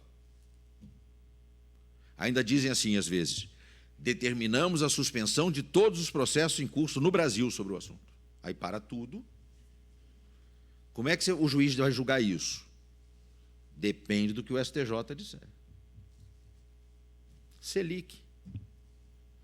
Se o STJ disser que é Selic, é Selic. Se o STJ disser que não é Selic, não é Selic, é 1% mais INPC. E o que vai acontecer? Sei lá, né? Ficou 6-5 para Selic, mas ninguém sabe se esse 6-5 valeu ou não valeu, porque tinha 2 que não votaram, mas podiam votar. A gente não sabe como é que vai terminar no final.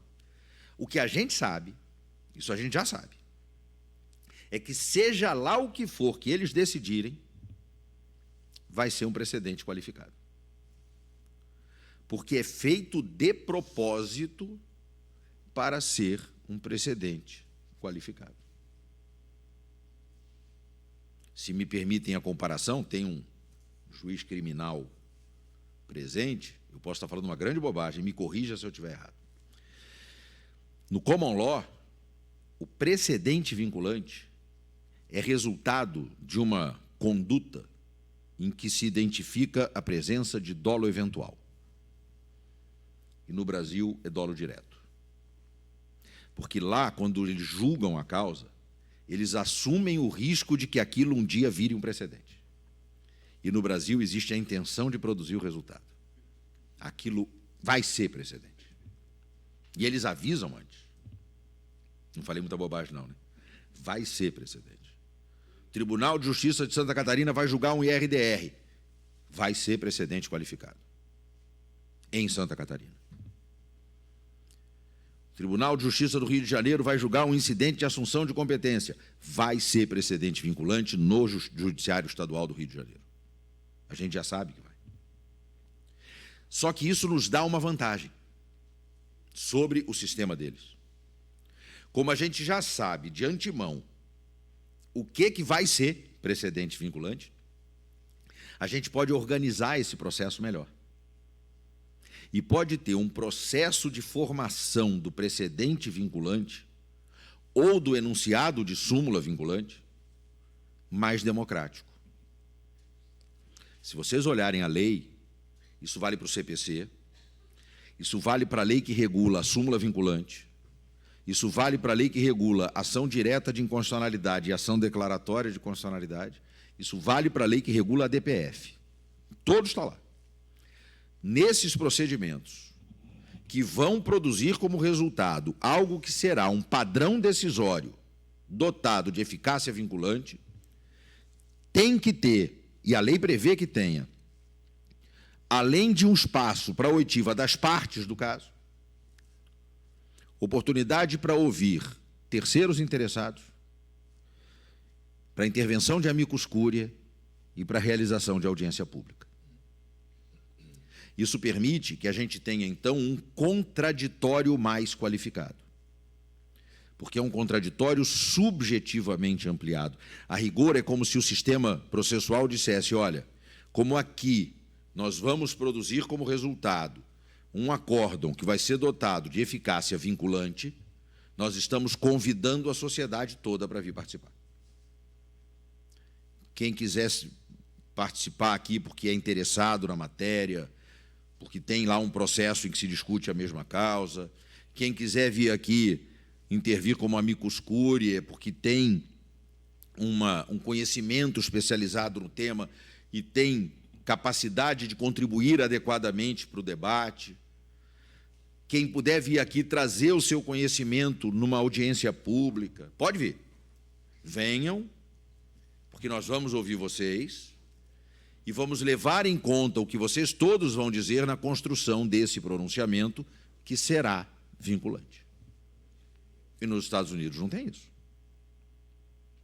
Nos Estados Unidos, quando a Suprema Corte julgou Marbury versus Madison, eles ouviram o Marbury e ouviram o Madison. Não tinha audiência pública, amicus curiae, nada disso.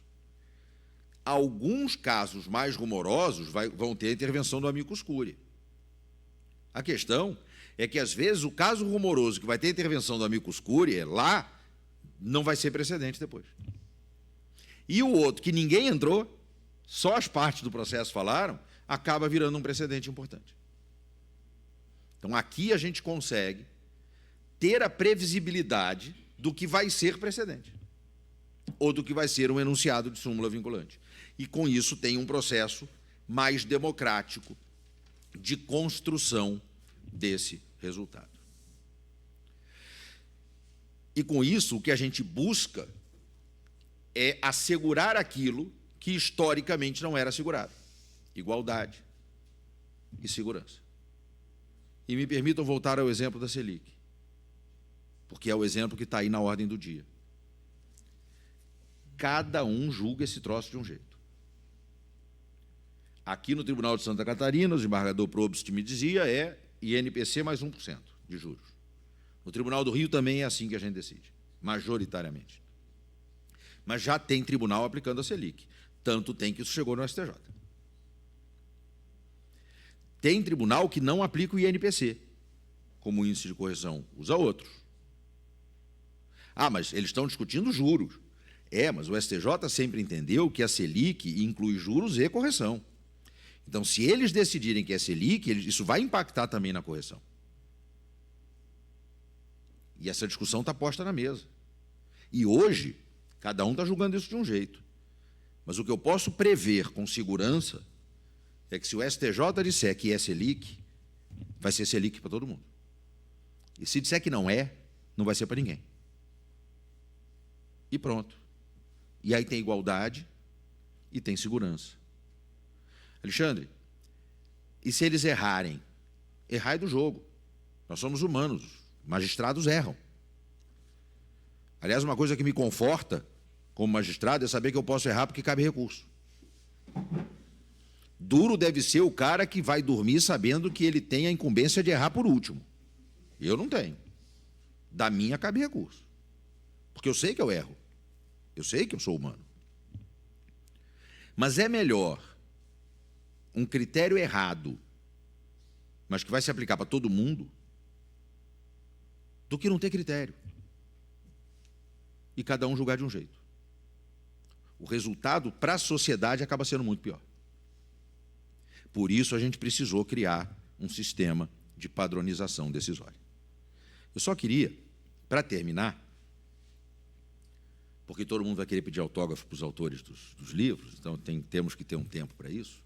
Eu só queria, para terminar, dizer uma coisa. Eu tenho, cada vez mais, tentado me distanciar do uso da palavra precedente, para se referir a esses acórdãos dotados de eficácia vinculante. E eu queria justificar por quê. Eu uso o termo ainda, primeiro, porque eu quero me fazer entender. E não adianta eu falar uma coisa e você não entender o que eu estou querendo falar, porque aí eu não me comuniquei. Segundo, porque o código usa a palavra precedente. Então, eu uso. Mas eu tenho tentado cada vez mais me afastar disso, e aí eu quero justificar. Precedente, eu disse aqui no começo, e repito agora, é uma decisão proferida antes e que serve de base para a construção de um julgamento posterior. Só que no Brasil, a gente criou uma figura muito curiosa. Entre esses acórdãos que a gente chamou de precedentes, a gente criou o precedente que veio depois, e que eu apelidei de pós-cedente. O que é o pós-cedente, o precedente que veio depois? É exatamente isso. O caso que foi julgado depois e que vai influenciar o julgamento de uma causa que já tinha sido decidida antes. No dia que um inglês entender isso, aí eu vou dizer que o Brasil virou common law. Olha só. Vou dar 2 exemplos. Primeiro caso concreto. O Supremo Tribunal Federal julgou uma reclamação contra um acórdão do TST e decidiu lá de um determinado jeito. Não interessa como. Decidiu do jeito X. Foram opostos embargos de declaração. A relatora era a ministra Rosa Weber. Os embargos de declaração ainda não tinham sido julgados. O Supremo julgou uma ADPF sobre a mesma matéria. A tal matéria trabalhista, que tinha sido objeto da reclamação. E na ADPF, o Supremo não julgou do jeito X, como tinha julgado a reclamação, julgou do jeito Y, que era o contrário. Publicou o acórdão e tal, a DPF, processo de controle direto de constitucionalidade, tem eficácia vinculante. Aí foram julgar os embargos de declaração da reclamação. A ministra Rosa veio e disse: não tem obscuridade, não tem contradição, não tem omissão, não tem erro material, estou negando provimento aos embargos de declaração. O ministro Alexandre de Moraes vira e diz assim: eu vou abrir divergência. Porque tem o acórdão da ADPF que diz o contrário. Então, eu estou dando provimento aos embargos de declaração com efeitos infringentes para adaptar o julgamento deste caso e conformá-lo ao acórdão vinculante. A ministra Rosa disse: mas quando nós julgamos, esse acórdão não existia. Esse acórdão veio depois. E nós aqui estamos em sede de embargos de declaração. Não tem obscuridade, não tem omissão, não tem contradição, não tem erro material, eu estou negando provimento aos embargos. O ministro Alexandre disse: veio depois, mas vincula. Veio depois, mas é precedente vinculante. E, portanto, nós temos que aplicar. E ela ficou vencida, foi 10-1. Percebam que aí nós tivemos o precedente que veio depois. Mas tem um outro que está previsto no Código, expressamente, e por isso esse caso não pode ser repugnante. Vamos lá. Caiu um processo lá na relatoria do desembargador Probst. Ele julgou. Seus colegas de Câmara o acompanharam, está decidido, a parte interpõe recurso especial, por exemplo. Quando chega lá na vice-presidência do tribunal, no Rio de Janeiro é a terceira vice, aqui eu não sei qual é, que faz juízo de admissibilidade. Segunda ou terceira, dependendo da matéria. No Rio, segunda se for processo penal, terceira se for processo civil. Enfim, chegou lá na vice-presidência, o vice-presidente diz assim: sobre esta matéria, já foi afetado para julgamento recurso especial repetitivo, razão pela qual sobresto o feito para aguardar o julgamento do repetitivo.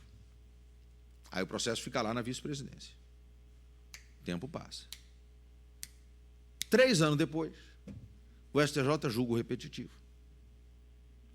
E julga de uma forma diferente daquela que o desembargador Probst tinha julgado. O que faz o vice-presidente? Devolve para ele juízo de conformidade. E aí ele tem que reconsiderar o julgamento anterior e decidir de outra forma para aplicar o precedente, que veio depois. Isso está previsto na lei. Então, nós temos no Brasil essa curiosíssima figura do precedente que vem depois. Mas se vem depois, sabe o que ele não é? Precedente. É o pós-cedente. Não tem problema nenhum. Foi a nossa construção, porque isso, o importante aqui não é ser precedente ou não ser precedente, é ser um padrão decisório. Este é o padrão. Se você me perguntar: Alexandre, o Supremo acertou lá naquele julgamento dos embargos de declaração? Acertou. Acertou. Acertou porque aquele acórdão da reclamação ainda não tinha transitado em julgado, já tinha um padrão decisório vinculante, então aquilo tem que ser julgado pela forma que se padronizou. Muito mais esquisito seria dizer: olha, você perdeu, mas se o teu caso tivesse sido julgado 1 mês depois, você ganharia. E ainda não transitou em julgado, mas, quer saber? Você perdeu assim mesmo. Não. Ainda não transitou em julgado, então vamos conformar isso ao que vincula. Porque o que importa aqui não é se é pré-cedente, se é pós-cedente, se é durante cedente, pode ser o que for. O que importa é que é um mecanismo para padronizar decisões. Então, é isso que a gente tem no Brasil. Um sistema de padronização decisória. Eu sei que essa exposição é muito diferente do que as pessoas têm falado por aí sobre precedentes. Eu vejo exposições de outros estudiosos da matéria, falam sobre precedentes, ratio decidendi, obiter dictum, como se nós estivéssemos no common law. Eu estou cada dia mais convencido que o nosso sistema é o nosso sistema, não é o deles. Nem melhor, nem pior. Apenas diferente. Agora, eu estou preocupado com o horário, não só por causa dos autógrafos que os autores dos livros lançados darão, mas por 2 outras razões. Uma, porque chega um momento que a gente começa a competir com o estômago das pessoas que nos ouvem. Isso, o estômago sempre vence. E outra coisa é que eu sempre me lembro do professor Barbosa Moreira. Falou-se aqui do ministro Fux, que foi meu professor, falou-se do desembargador Capanema, que eu tive a honra de suceder no Tribunal de Justiça. Eu entrei no tribunal na vaga que se abriu com a aposentadoria dele. Ele brincava dizendo que era cota. Porque, para vocês entenderem, muitos de vocês certamente nunca viram a imagem do desembargador Silvio Capanema. O desembargador Capanema usava barba, eu também. Ele torcia pelo Flamengo, eu também. Ele morou muitos anos na Tijuca, eu também. Ele morou muitos anos em Copacabana, eu também. Ele tinha um filho que estudou no Colégio de São Bento, eu também. Ele sempre usava suspensório, e eu também. Sempre. Não, porque eu não estou de terno. Terno é sempre com suspensório. Capanema também, só usava suspensório quando estava de terno. Ele, torcedor do Flamengo, eu também, para tristeza dos que não são, mas a maioria é. Ele entrou pelo quinto, eu também. Ele era advogado especializado em direito imobiliário, eu também. Então ele dizia: Alexandre, a vaga tem que ser sua. Mas a gente teve Fux, teve Capanema, mas a gente teve, maior do que eles todos, o desembargador Zé Carlos Barbosa Moreira. E Barbosa Moreira dizia assim, e eu sempre me lembro disso, duas coisas que ele dizia, e que eu quero repetir aqui. A primeira é que palestra é uma coisa que raramente deve acontecer. Ele dizia: a maioria dos convites que se faz deve ser recusado. E a gente só deve aceitar convite para fazer palestra quando for realmente irrecusável. Quando for fazer a palestra, cuide para que ela seja boa. De preferência, boa e curta. E se tiver sido curta, nem precisava ter sido boa. Então, essa é uma preocupação que eu tenho, eu fico sempre controlando o tempo. E a outra é que ele dizia assim: quando o professor faz uma palestra, é costume terminar agradecendo.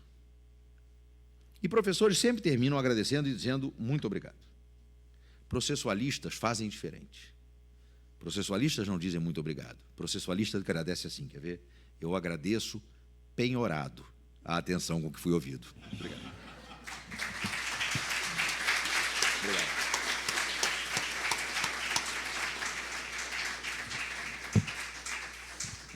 Obrigado, desembargador Alexandre Freitas Câmara.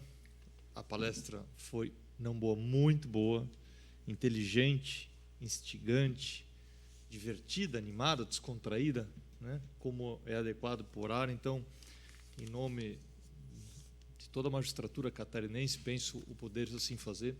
Fica aqui o agradecimento. Obrigado. Realmente foi uma aula magna sobre processo civil, um tema rico, novo, que ainda nos atormenta, né? Estávamos conversando sobre IRDR, como é que estão os IRDRs no Tribunal de Justiça do Rio de Janeiro, enfim, né? Estamos tateando frente a um novo arcabouço processual civil. Bom, eu consulto ao presidente Marcelo Pizzolatti, porque eu não sei exatamente se nós temos perguntas, se eu chamo o nosso presidente, doutor Eduardo. Eventualmente, no final, como vai ter ali um momento de regozijo, eventualmente, se alguém Perfeito. Você vai me desculpar, Eduardo, é mais forte do que eu. Regozijo. Você acabou de ser transformado no Gil do Vigor da magistratura catarinense. Vai lá para o dicionário do Barroso de terminologias não usáveis, né? Então, para encerrar a mesa, devolver a palavra, desembargador Alexandre Câmara, uma alegria imensa tê-lo conosco. Muito, muito obrigado. Eu faço isso em nome do presidente do Tribunal de Justiça de Santa Catarina e com a permissão do Dr. Marcelo Pizzolatti, em nome de toda a magistratura catarinense. Muito obrigado.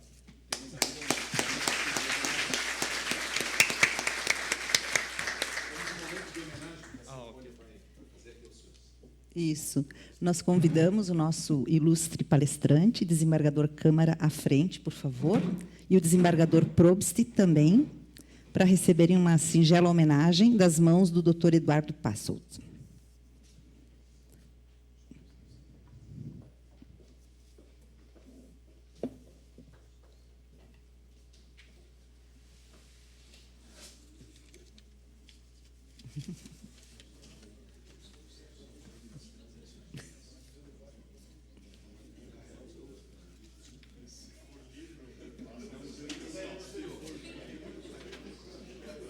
Escondeu. O regozijo escondeu.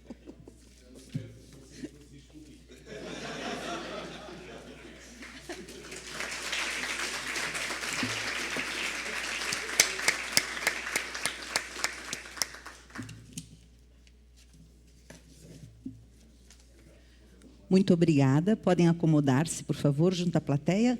O doutor Eduardo Pazolt e a doutora Michele Vargas, por favor, a nossa diretora da ESMESC. A doutora Michele Vargas é a nossa diretora cultural. E agora eu deixo a palavra com o doutor Eduardo Pazolt, que vai passar para o sorteio e depois compor a mesa de autógrafos. Muito obrigada e boa noite. Obrigado. Meus queridos e minhas queridas, nós estamos quase encerrando. Isso, desembargador. Obrigado. Estamos quase encerrando. Agora vamos fazer as palavras finais, tá? Após esse momento, depois nós vamos organizar a parte dos sorteios, tá bom? Bem, quero penhoradamente agradecer, né, o nosso querido desembargador Câmara. Também sou um aprendiz de processualista, não ouso dizer que sou um. Sou um aprendiz e gostei muito, apreciei sobremaneira, né, os temas que foram, e a sua obra levando padrões decisórios a sério foi um dos meus nortes na pesquisa do mestrado. O senhor está de parabéns, e ouvi-lo. Eu ouvi o senhor ano passado no FPPC, e ouvi-lo aqui ao vivo em Florianópolis, na nossa casa, é de fato muito grande para nós. Muito obrigado por ter aceitado esse convite, por ter seguido os conselhos do professor Barbosa Moreira. Esse é irrecusável, obrigado. Agradecemos também por toda a condução do desembargador Probst, e por estar aqui conosco e também representando a nossa Academia Judicial, nossa irmã, instituição irmã, e principalmente nosso querido presidente do Tribunal de Justiça. Nós estamos encerrando, talvez a maioria dos alunos acompanhou a nossa gestão, e talvez alguns são alunos novos. Nós estamos hoje encerrando, né, o nosso último ato público como gestores da nossa Escola da Magistratura. A nossa diretoria começou com 4 e estamos aqui os últimos 2, né? Não são os últimos dos moicanos, desembargador Jaime, desembargador Carlinhos, porque os últimos dos moicanos eram 2 senhores, não é? Mas aqui somos 2 co-irmãos, né? Ela é uma irmã que a ESMESC me deu, a querida Michele Vargas. Eu falo com ela muito mais do que eu falo com a minha irmã, e eu tenho a minha irmã no meu coração, desembargador Jaime, mas ela, então, eu tenho também, né, certamente. E nós, como é o nosso ato público de despedida, nós gostaríamos de usar algumas palavras.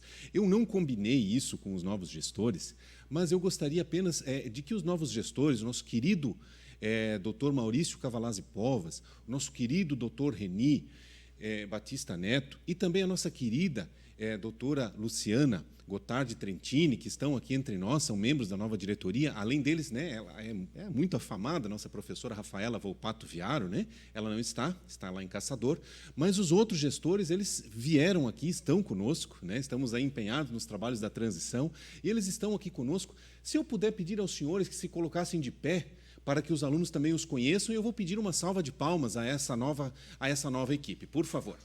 Doutor Maurício, doutor Reni, doutora Luciana. Muito obrigado. Muito obrigado. Muito obrigado.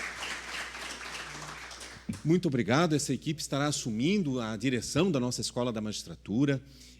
Foi uma sucessão muito tranquila, tivemos aí muito êxito nisso, uma composição excelente, né, quadros muito bons da nossa escola, e eu fico muito feliz e aliviado de termos pessoas de vossos quilates aqui nos rumos da nossa escola. Então, muito obrigado. Queria fazer essa apresentação pública dos senhores aos nossos alunos. Eu acho que esse era o momento. Desculpe não ter tido tempo de combinar, né? Mas eu vejo como muito significativo e importante também a eles e também aos senhores, por tudo que os senhores têm e já apresentaram à magistratura, e também à nossa vida associativa. Nós vamos agora usar rapidamente, brevemente, a palavra, e ao final encerrar, tá, a transmissão online, e depois aí teremos aqui apenas os trabalhos de sorteio e de regozijo, é claro. Vou pedir à nossa querida, agora passarei a palavra, à nossa querida colega, né, diretora cultural da ESMESC. A diretoria cultural da ESMESC, senhores, por tradição, ela tem, né, a incumbência regimental de organizar eventos. E nessa nossa gestão, né, ela assumiu algo muito importante, que é o rosto da escola. A diretoria cultural ela assumiu todo o ramo de comunicação da escola. E a doutora Michele fez isso com uma maestria ímpar. E ela realmente transformou a impressão, a credibilidade, a marca da escola. E eu devo, sinceramente, falar isso de público, fazer esse elogio público. Né? Isso é fruto de muito trabalho, de muito pensamento, de muita reflexão, e ela merece realmente esse reconhecimento, não apenas nós como associados à MC, mas também de todos os nossos alunos, né? Porque o peso do diploma de vocês vem da credibilidade também dessa marca, e muito isso se deve ao trabalho da nossa querida Michele Vargas, nossa diretora cultural, e com ela, então, está a palavra para esse momento. Muito obrigado. Obrigada, Eduardo, né, por todas as palavras. Cumprimento aqui todos e pelo horário, né, pelo avançado da hora, não cumprimentarei nominalmente, mas sintam-se todos cumprimentados, os que estão aqui e os que nos acompanham também, né, pela nossa transmissão aqui ao vivo. Muito obrigada por estarem, né, presentes aqui na nossa aula magna. Esse momento é, de fato, muito especial para nós, né, os dois últimos, né, da gestão, porque simboliza esses 3 anos de muito trabalho. Foram 3 anos de muito trabalho em prol da nossa querida escola, em prol da nossa associação. E de fato, o nosso presidente Marcelo, no início, falou que esse era o objetivo, né, que a escola pudesse, de algum modo, se reinventar, né, se oxigenar e estar novamente entre os universitários, entre os concurseiros, os nossos futuros colegas. E foi isso que nós buscamos a partir da orientação, né, dessa diretriz que o Marcelo nos passou há 3 anos, né? Parece ontem, né? E buscamos fazer, e foi com muita alegria que ontem, né, tivemos a notícia de que o nosso curso, lançado há 1 semana, né, o curso para a 2ª fase, teve todas as vagas esgotadas em 1 semana. Assim. Então, para a gente, isso é simbólico, né? Mostra que essa tarefa que nos propusemos, né, e que daí desenvolvemos em várias frentes, ela foi, de algum modo, alcançada. E também foi com muita alegria que vimos, quando houve o resultado do último concurso, vimos que, entre os 16 aprovados, 10 foram alunos da nossa escola. Então, saímos aqui, né, falo, né, não só em meu nome, porque tenho certeza que o Eduardo compartilha, com essa sensação de dever cumprido, né, de algum modo, embora sempre haja muito a fazer,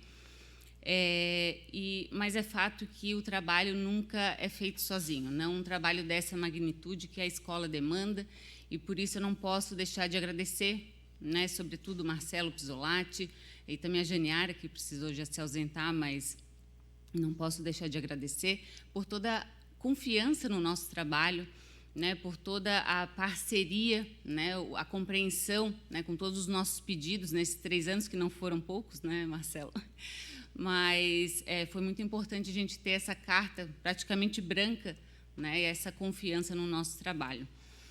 Também os nossos funcionários, que se desdobram aqui, né, diariamente para fazer tudo o que precisa, é muita coisa a ser feita, são poucas as pessoas, então não posso deixar de público, né, agradecer a todos os nossos funcionários.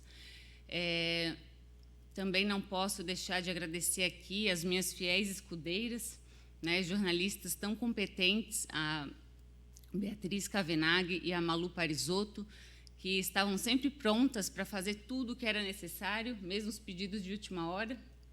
Então, não posso deixar de agradecer o trabalho que fiz, não fiz sozinha. Então, muito obrigada.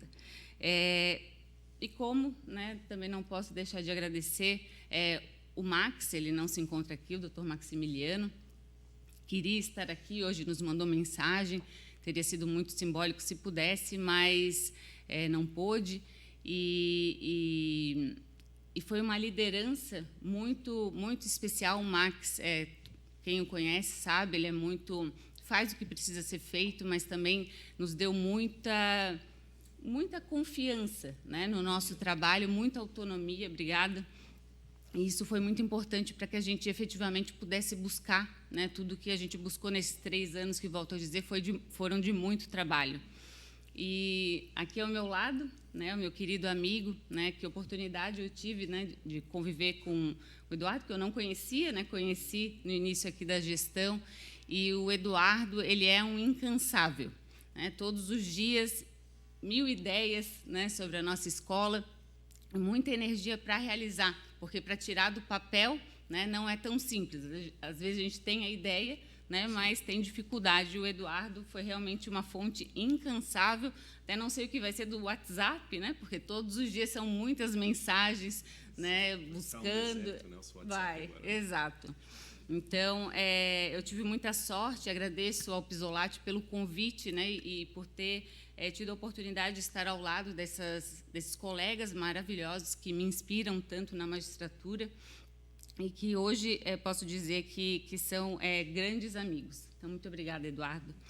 E aqui, já concluindo, se a gente sai, por um lado, com essa sensação de dever, de algum modo cumprido, também saímos com muita tranquilidade em função dos colegas, né, que assumirão agora no sábado a nossa escola, sob a liderança do Dr. Maurício Povos, Reni Batista, Luciana Trentini e a minha querida amiga Rafaela Viário, que está nos acompanhando na transmissão agora online, que são pessoas que eu tenho certeza que vão realizar um excelente trabalho e que têm toda a minha confiança. Então, era isso. Muito obrigada. Muito obrigado, Michele.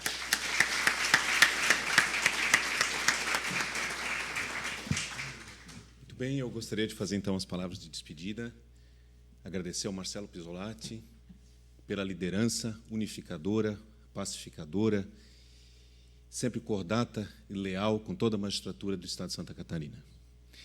Agradecer de público ao colega Maximiliano Lossubum, sempre acreditou, sempre deu autonomia, sempre deixou jogar, o cara que joga e deixa jogar, grande parceiro de magistratura, um irmão que a ESMESC me deu, que veio a partir também da tua mão, Pisolati, então, muito obrigado. Obrigado a toda a diretoria colegiada da Associação de Magistrados Catarinenses por proporcionar esse irmão também que eu pude conhecer e conviver nesse tempo de ESMESC. Agradecer a sofisticação prática da minha querida amiga e irmã de ESMESC, Michele Vargas, uma pessoa com senso apurado, com visão técnica, mas, ao mesmo tempo, muito prática, muito resolutiva, uma pessoa que resolve os problemas.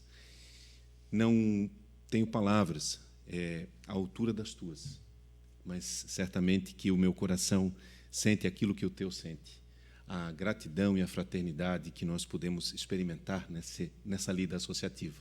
E como isso é importante, desembargador Jaime, desembargador Volney, essa lida associativa e essas relações que ficam para sempre a partir dos trabalhos associativos. Muito obrigado.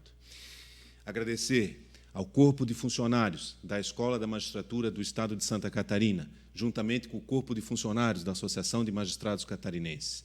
Quero fazer esse agradecimento em nome da funcionária mais antiga da nossa ESMESC, a nossa querida Gleice, e também a nossa coordenadora, a querida Anne. Muito obrigado por tudo, por toda a paciência e por nos levarem pela mão, tantas e tantas vezes, com paciência, carinho e boa vontade. Deixem com os demais colaboradores, assessores pedagógicos, o nosso cumprimento e a nossa gratidão. Cumprimentar os universitários, as universidades catarinenses, e eu o faço aqui na pessoa do meu querido amigo, que o mestrado me deu, que sempre nos comparece, sempre é um grande apoiador, professor Guilherme Heineck. E, certamente, não poderia deixar de, nesse momento, usar palavras da história, querido Pisolati. A história é o testemunho dos bons e dos maus feitos. Não considero que tenha feito, ou que nós tenhamos feito, grandes feitos.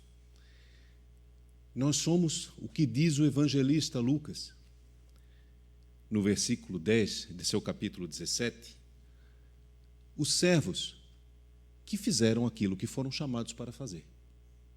Assim fomos.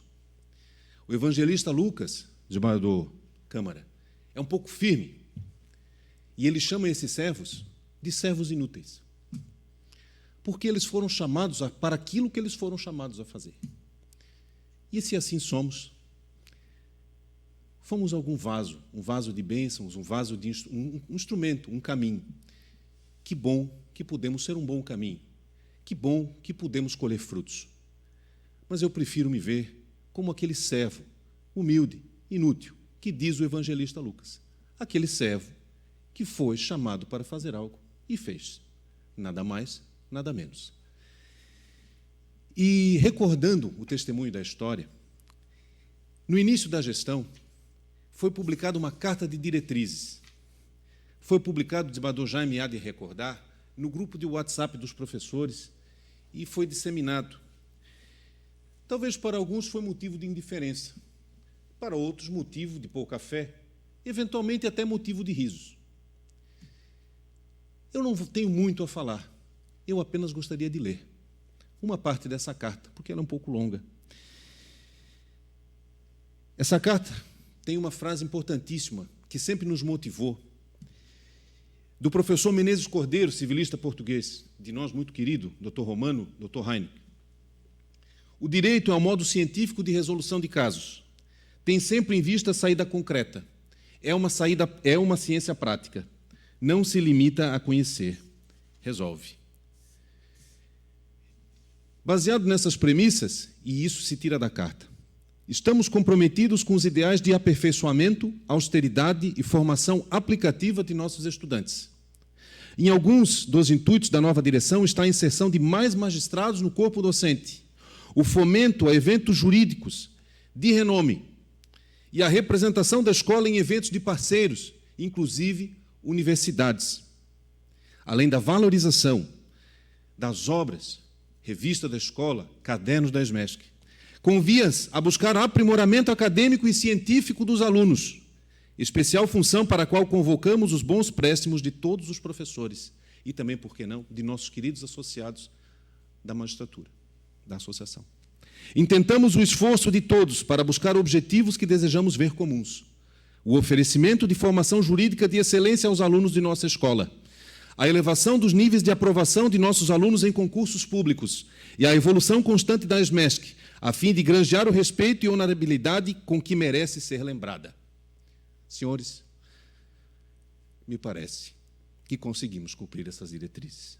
E, com isso, eu agradeço muito a todos que se empenharam a cumpri-las e que estão aqui para testemunhar também esse relato e esse retrato da história. Muito obrigado, está encerrada a nossa sessão.